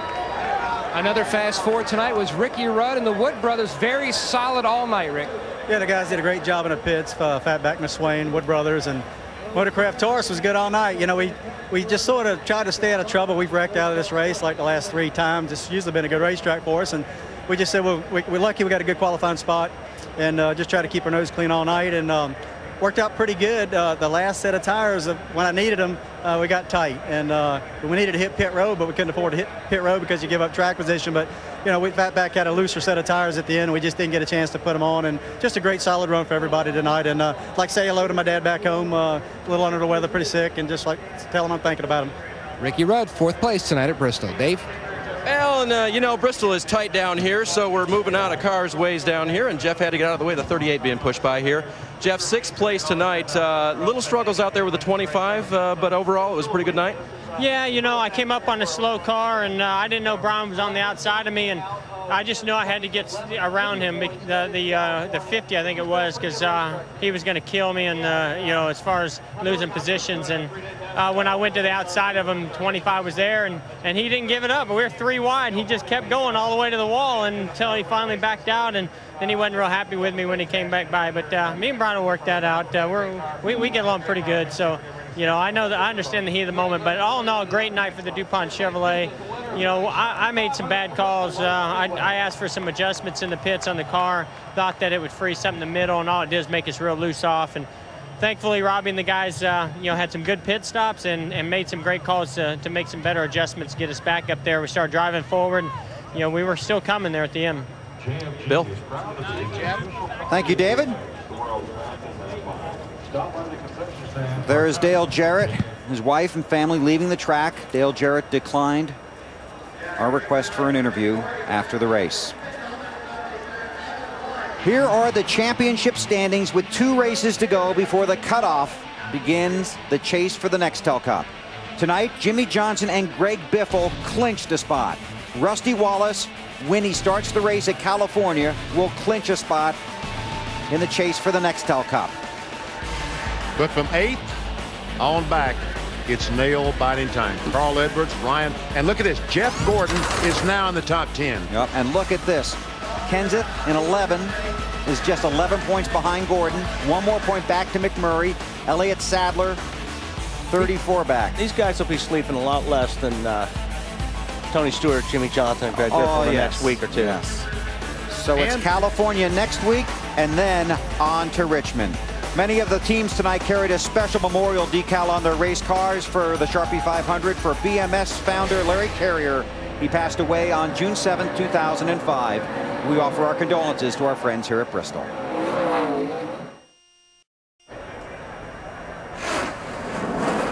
Our TNT Sports coverage of NASCAR continues live from the Bristol Motor Speedway with the Nextel post-race report. Let's take a look at the final results from tonight's running of the Sharpie 500. Matt Kenseth led the most laps. The marks on the side of the finish order indicates drivers that led a lap here tonight and got 5 bonus points. Tony Stewart finished 8th. That was pretty good. I mean, he was kind of in the top 20 most of the night, but well, Junior was a lucky dog 3 times. Yep. Good run for those guys. And Kurt Busch running about 3rd or 4th and lost 6 or 7 spots there near the end. Schrader got up to 11th. Scott Wimmer back in 14th. Congratulations to him on a terrific run. Mark Martin had that bad pit stop late in the race. Worked his way back up to 16th from 25th. And Mike Wallace soldiered on, finished 17th. Bobby Labonte fought and fought and fought to get himself back on the lead lap, then led a few laps. And all these guys down here, well, they're happy to leave Bristol tonight. Carl Edwards and Kyle Petty, new best friends. Now, this is back to the guys that did not have a very good day. Dale Jarrett, Kyle Busch, Jimmy Johnson, Kevin Harvick, Ryan Newman, Scott Riggs. The list goes on and on. The Scott Riggs did have a good day. He announced he's going to be driving for Evernham next year. That's right. Valvoline as the sponsor for 22 races. Johnny Benson, 43rd. Well, Rusty's last call at Bristol gets him a 5th place finish. He has to start next week at California to lock himself into the chase with Tony Stewart, Jimmy Johnson, and Greg Biffle. California next week. Oh, man. That's a great racetrack. I love that racetrack, and it's a great facility. Seat cars 3 wide. And the chase will be something. Begins in 2 weeks after Richmond. The race to the chase continues. 2 more races before we lock in the field. There's more NASCAR action on NBC next weekend from California. Saturday on NBC, it's NASCAR Busch Series racing from California at 8:30 p.m. Eastern. Then Sunday night on NBC, it's NASCAR Nextel Cup Series racing from California, presented by McDonald's. Coverage begins at 7 p.m. Eastern with the Bank of America Countdown to Green. Next on TNT, it's God in 60 Seconds. Our thanks to our outstanding crew. Long night last night, exciting night tonight. Thanks for having us in for the race from Bristol.